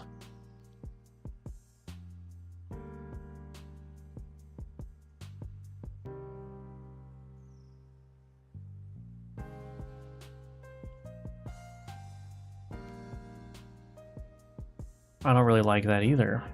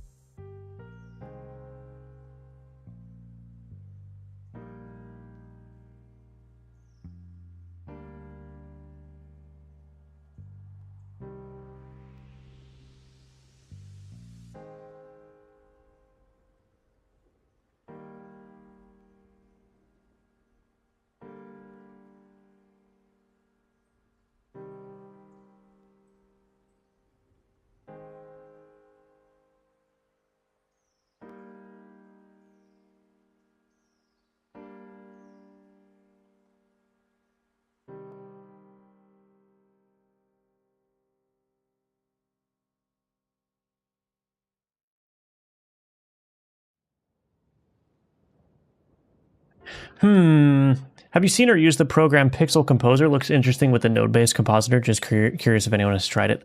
I have not tried it.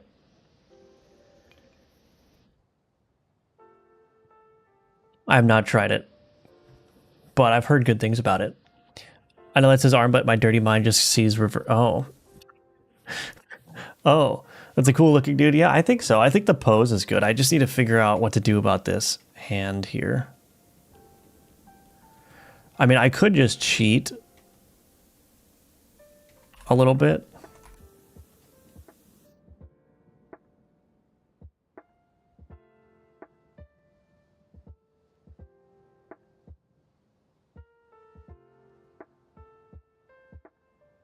Well, maybe not. Let's see.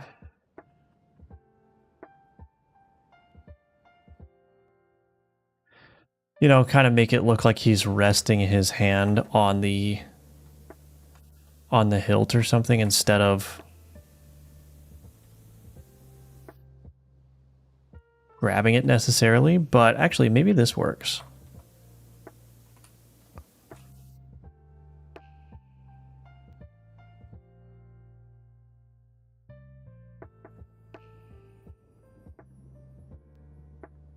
It's just like this big block of hand here doesn't look great at all. And I don't really know what to do about it. I always struggle with this kind of thing. Always struggle with this. Actually, I think that looks decent.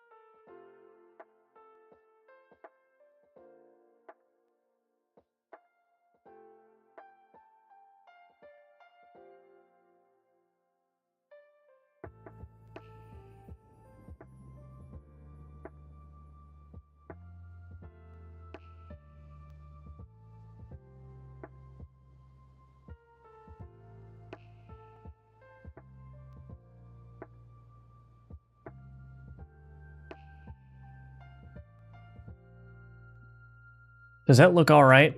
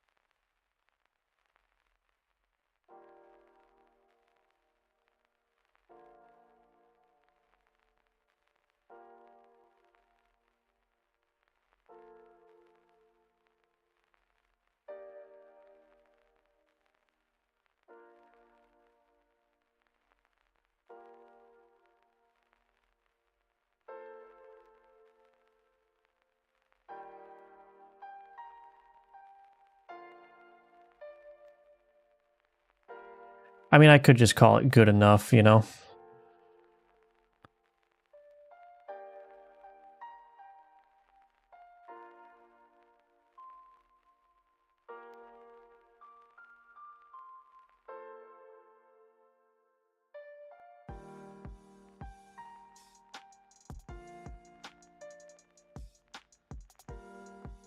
Looks awesome. Looks amazing. You might be one of the best pixel artists I've seen. Well, thank you, Mel's. I appreciate that. I mean, I will take the compliment.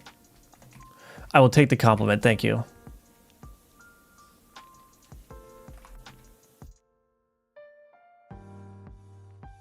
Okay, I think we'll just do, you know, we'll just say quit while I'm ahead. I'm sure there's a bunch of little things that I could do, but... Oops.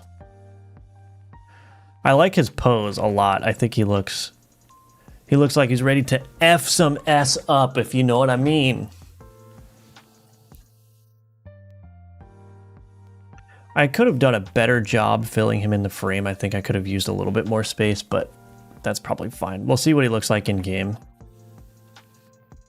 Let's fill this in too, actually. There we go. Turned out really cool. Thank you, Dabu. Appreciate that. All right, so let's do Skeleton Rouge, Skeleton Rogue. Of course, this guy needs to be undead. This is also a minion. We'll tag him as a weapon too. Why not? This is a 1x2. Is flippable. I don't care about that. Turn cooldown. Let's give him a relatively quick turn cooldown.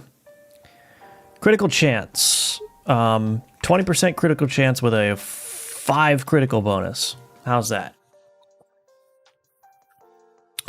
Okay, and then is player... I don't need any of that stuff. I don't need any of that stuff. I went through and I organized my card definition resource so it has these export groups now. I have to say this is a lot nicer because now I know that, well, I have my display properties and I have my stats and then all this other stuff is kind of like secondary. So like the most important stuff, the stuff that I'm changing all the time is now near the top and sectioned into nice little sections, I guess. But yeah, so there's our Skeleton Rouge. Let me just see what he looks like in game before I go any further on this. Game debug. Let's see. Ignore save file. Skeleton Rouge. There we go. All right. How do you set up your fonts for your games? I don't really do much of anything. For pixel fonts, I'm sure you're aware of this, but the main thing with pixel fonts is you want to make sure that you're using the size that they're designed for. So I'm using this soft square 2. I think the default size, it's a 9 pixel font, but it's like font scaling is a little bit weird. So basically it's a 9 pixel font, but the font size has to be set to 16 in the theme. I don't know why that is. I'm not a font designer, but usually the fonts will come with some kind of documentation about like what you should set it to in Engine to have it render at the proper crispness. And then for pixel font imports, I don't think this really matters that much because I haven't seen a difference, but I just go in import here and I just make sure to turn off anti-aliasing and I turn off hinting and I turn off sub-pixel positioning. I turn off all that stuff and re-import it. So basically we just want to keep the pixel art as crisp as possible. We don't want anti-aliasing, obviously. But the main thing to do is to set it to the size that you need it to be. So in my theme, the default font is that soft square 2, and then the default font size is 16. That's basically it. I mean, I don't do much beyond that. I have like a global label style that also sets up the outlines and shadow. I don't know if... Let me think...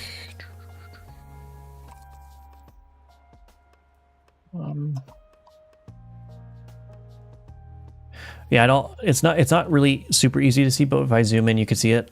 So my text has actually a black outline and then a dark purple shadow behind it.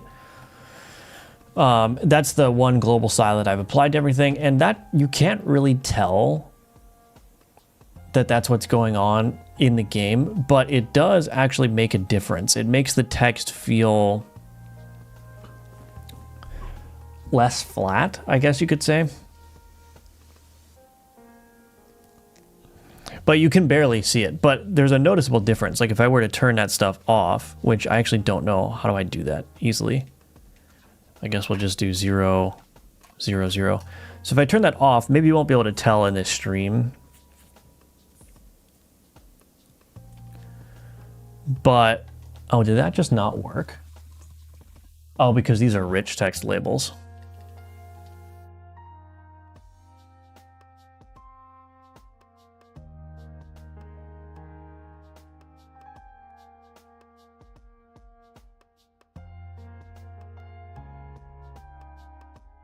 It's still there. I guess I can't disable it.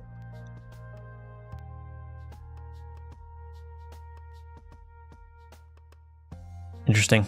Well, anyway, I was going to show you what it looks like without the shadows, but I guess it's not that important. Go back to the Skeleton Rouge. And I got to make sure to undo those theme changes. With all these rouge likes, someone should make a blue like soon, yeah. How do you usually choose your color palette for pixel art? I usually just go to low spec.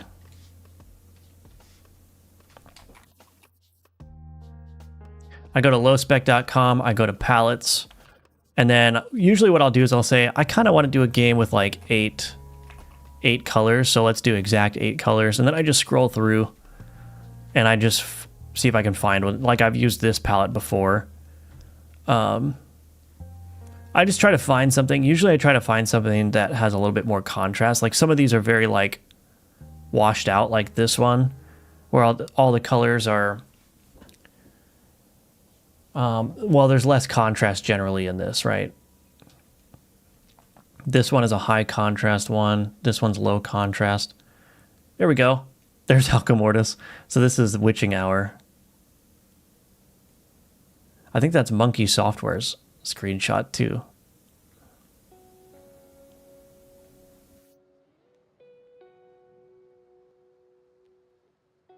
But yeah, that's what I do. I think I've used this one before. This RGB8. I think for Gunforged, I can't remember. Did I use a 16? I think I used a 32 color palette for Gunforged, but I don't remember what it is. It might have been this one. It might be this one. But yeah, that's how I choose my color palettes. I don't... At some point, I would like to get into like designing my own color palette, but I don't know if I'm confident enough in my color theory skills for that yet. It's completely understandable. I'm making my game at 640 by 360, so my mind is just full of fonts to use. You're welcome. Yeah, you're welcome.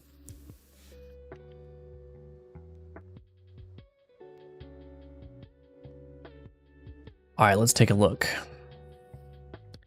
Skeleton Rouge. He looks fine in game, actually. Yeah.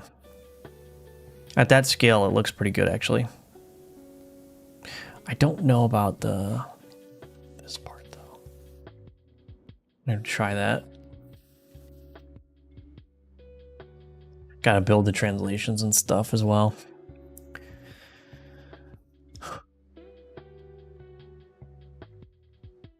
Okay. It's actually really hard to tell that there's red there, but that's all right. Whatever, doesn't matter.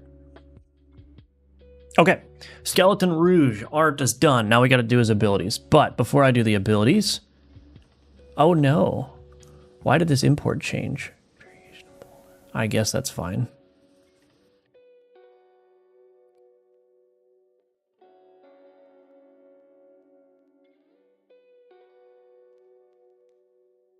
Here, I'll do a little Easter egg in the commits. Rouge. Skeleton Rouge. Okay. All right, I'm going to take a quick 3-minute break, and when I come back, we will implement the abilities for this guy, and then we will continue on. All right, BRB.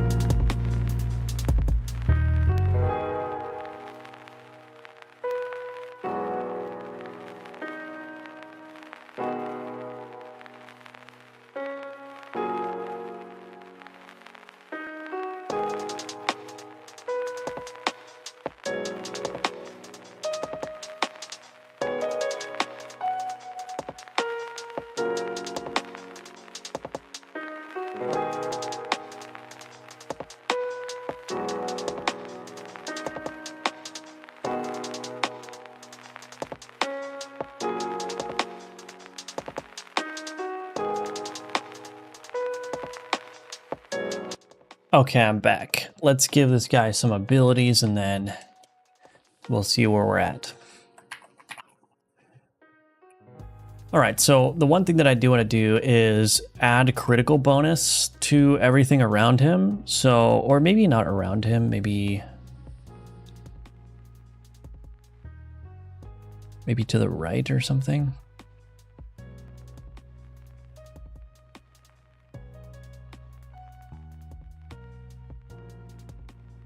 And there's one thing that I want to try too with the smelling salts in particular. So let me think. Yeah, anyway, let's just do new non-combat composed ability.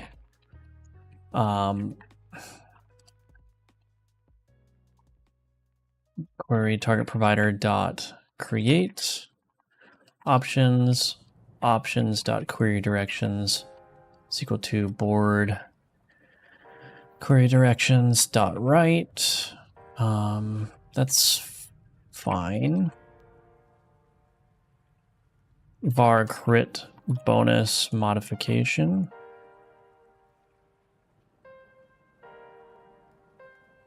Passing the query target provider there.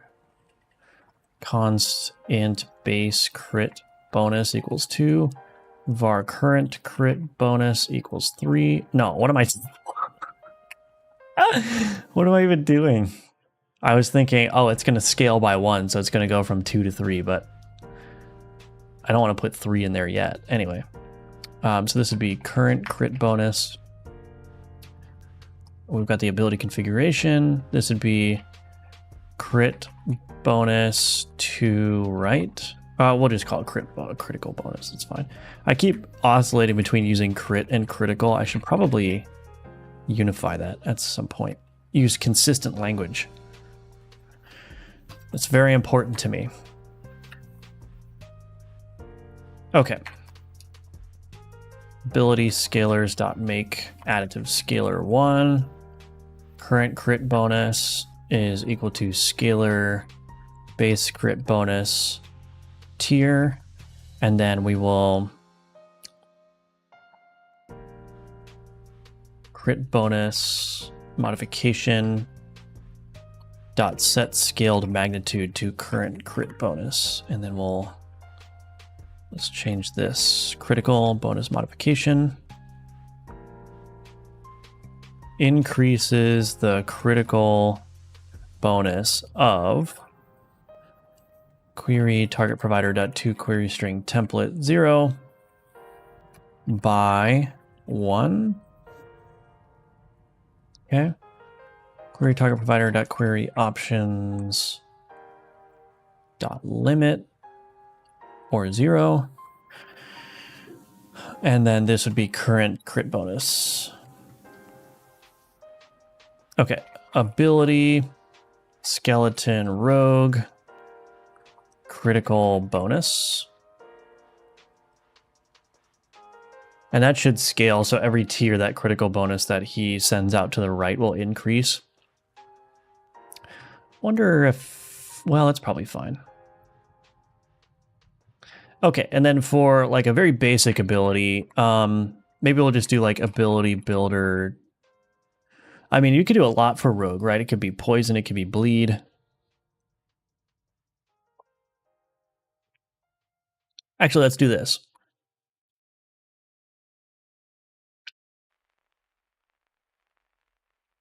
Maybe we'll do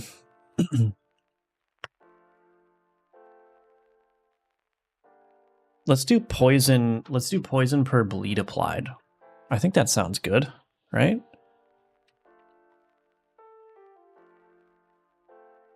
Can we make this one innate?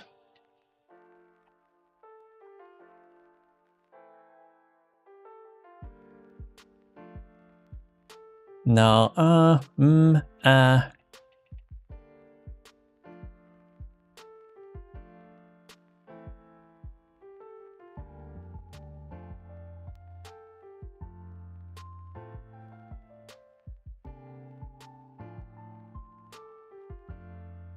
yeah, sure, let's make it innate. Why not? Poison per bleed. Do I have one of these already? Don't think so. it's getting a lot harder to keep track of all the abilities I've done already. So again, like to reiterate, when I go and create abilities for items, my goal is generally to make it so that at least one ability on the item is an ability that exists on no other item. Now, that doesn't mean like they're brand new like features, but just meaning like if I'm going to do damage or something, that it's damage that is presented or has slightly different conditions, right? Or different like targeting, right? Something like that. But I try to make every item have at least an ability that isn't quite like any other ability in the game. Because I think that's going to help with the replayability a lot, because then you're constantly getting this stream of like unique abilities that you can put together in your build. Composed ability. Okay. This would be poison per bleed. Okay, do I want to do, I guess I'll just do ability type tracker.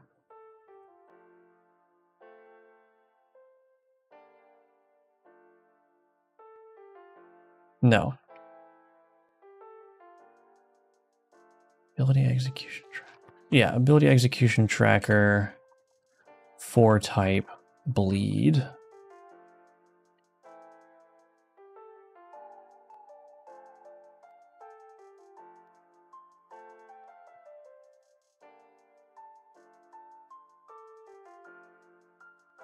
Additional filter.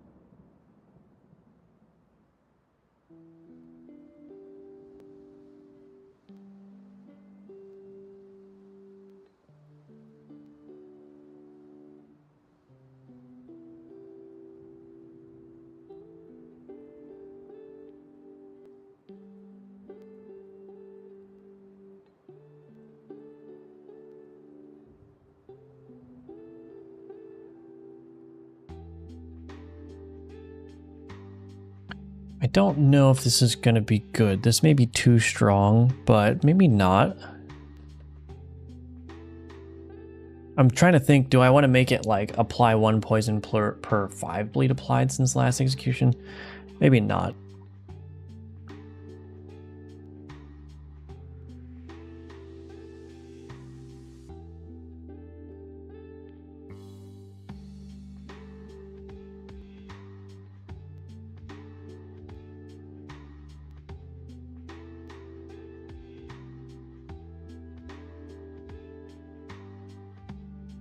So do a value scaler, set multiplier, current poison per bleed applied. This would be value scaler. Target ability would be new poison 0. Okay, so this would be ability type tracker, dynamic poison. We're going to do current poison per bleed applied is equal to ability scalars dot apply scalar ability scalars dot get poison scalar base poison per bleed tier value scalar set multiplier current poison per bleed applied. Okay, description template. Apply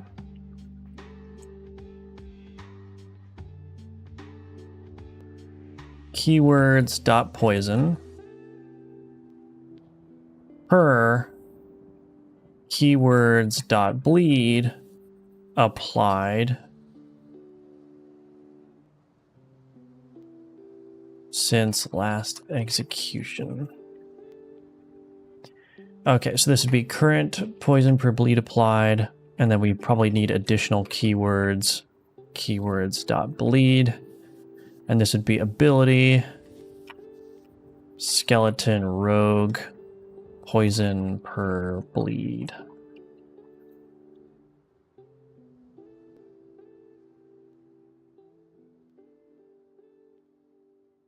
All right. Let's see if it works. Your work ethic is disgusting. Well, thank you, December, I guess. I mean, I have to get Alchemortis done, you know, it's like, it's so close to being done, but it's yet so far. But this entire month is just going to be content focused. Oh, the one thing that I want to try.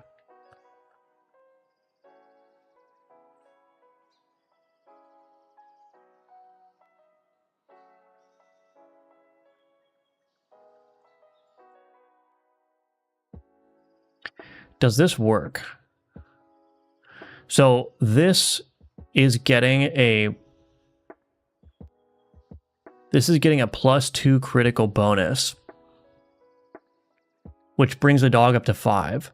So now these two together have 10. This requires 10 critical bonus of items to the left to apply a critical bonus update to the bottom adjacent item.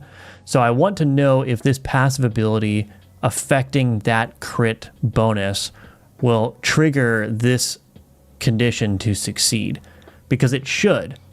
I think I want that to happen, because then it becomes like, I can definitely see a player going, wait a minute, does this work? I could put this guy here, increase the critical, and then do this, and then go. And I want that to work.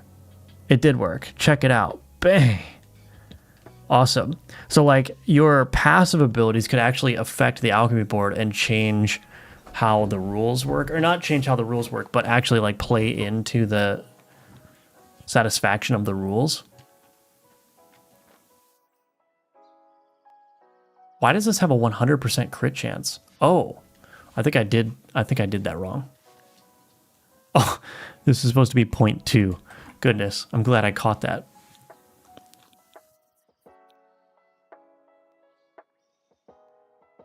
I keep doing that, like the percentages afloat there, but I probably should have just made it an integer so I could just... Okay.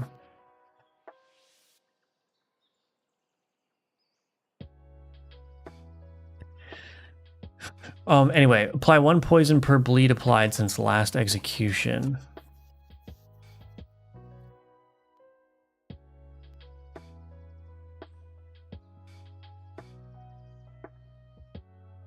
Okay, so this should apply to, well, oh, I need to, son of a biscuit. Generate test map training dummy. Testing these things takes longer than creating them oftentimes, because then I got to get everything all set up so I can actually make the ability work. And then, of course, I could just say, oh, I'm such a wonderful programmer, there's no such thing as a bug in my code, and then... But that would not be terribly smart, I don't think. Okay, so that's 2 bleed. How much poison did that apply? Oh, gosh.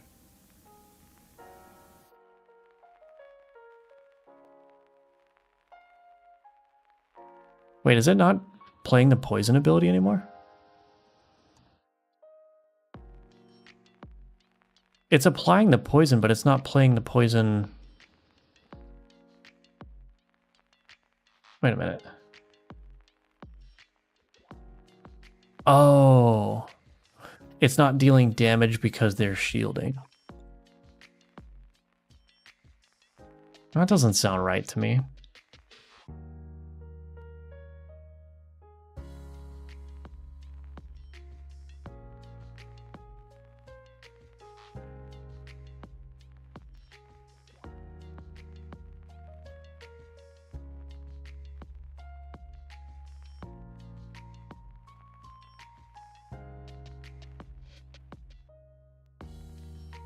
Well, maybe that is right. It wasn't counting as damage dealt because it was hitting the shield. so let's just get rid of this ability here. Okay.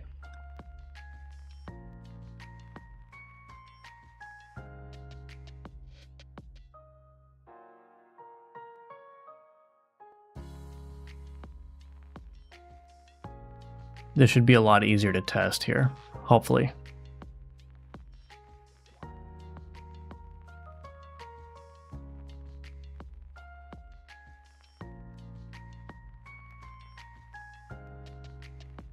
Oh, it's only applying one poison. That makes sense. Because it's just one bleed instance.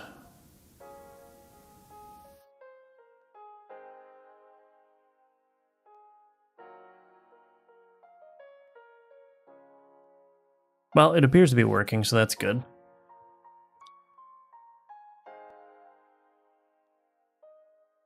Okay. That sounds good to me.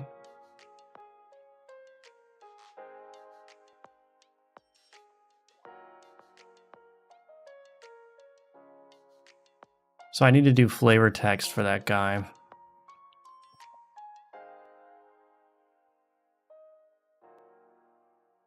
That's already 2 new items today.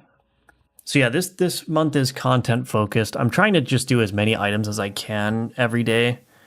If I can hit like 4 or 5 or 6 new items added per day, by the end of the month, depending on how I do, I could be in the range of like 75 to 100 new items, which would get the game to being like basically feature complete when it comes to items, right?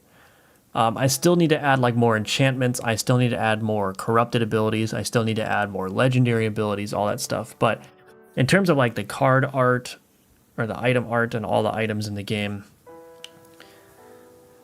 I'm hoping by the end of this month, I'm basically done with that stuff. Of course, you know, I will still add new items as I get inspired to do so, but we're just on the content grind right now. Just like my focus is stuff the game full of content this month, and then I can spend my efforts doing quality of life stuff, updating art, fixing all these bugs, getting controller support finished, all that good stuff. So yeah, we will see. But in any way, that's going to be it for the stream for now. I may do a stream later this afternoon. Like I said, I'm just doing content, so like might as well stream the new content, right? But you could join the Discord to be notified when I go live next. Otherwise, I'll be back at it tomorrow at 10 a.m. Eastern. Your work ethic is respectable. Thank you. But yeah, you can wishlist Alchemortis on Steam. I would appreciate it. You can also support on Patreon. You can join the Discord. You can become a YouTube member. There's all kinds of ways to support me. So I appreciate any and all support, and thank you for everyone who has already supported, including by watching this stream. It's very much appreciated. And yeah, hope you all have a great rest of your day. I'll see you either tomorrow or in a bonus stream that may or may not happen this afternoon. All right. Take care, everyone, and bye-bye for now.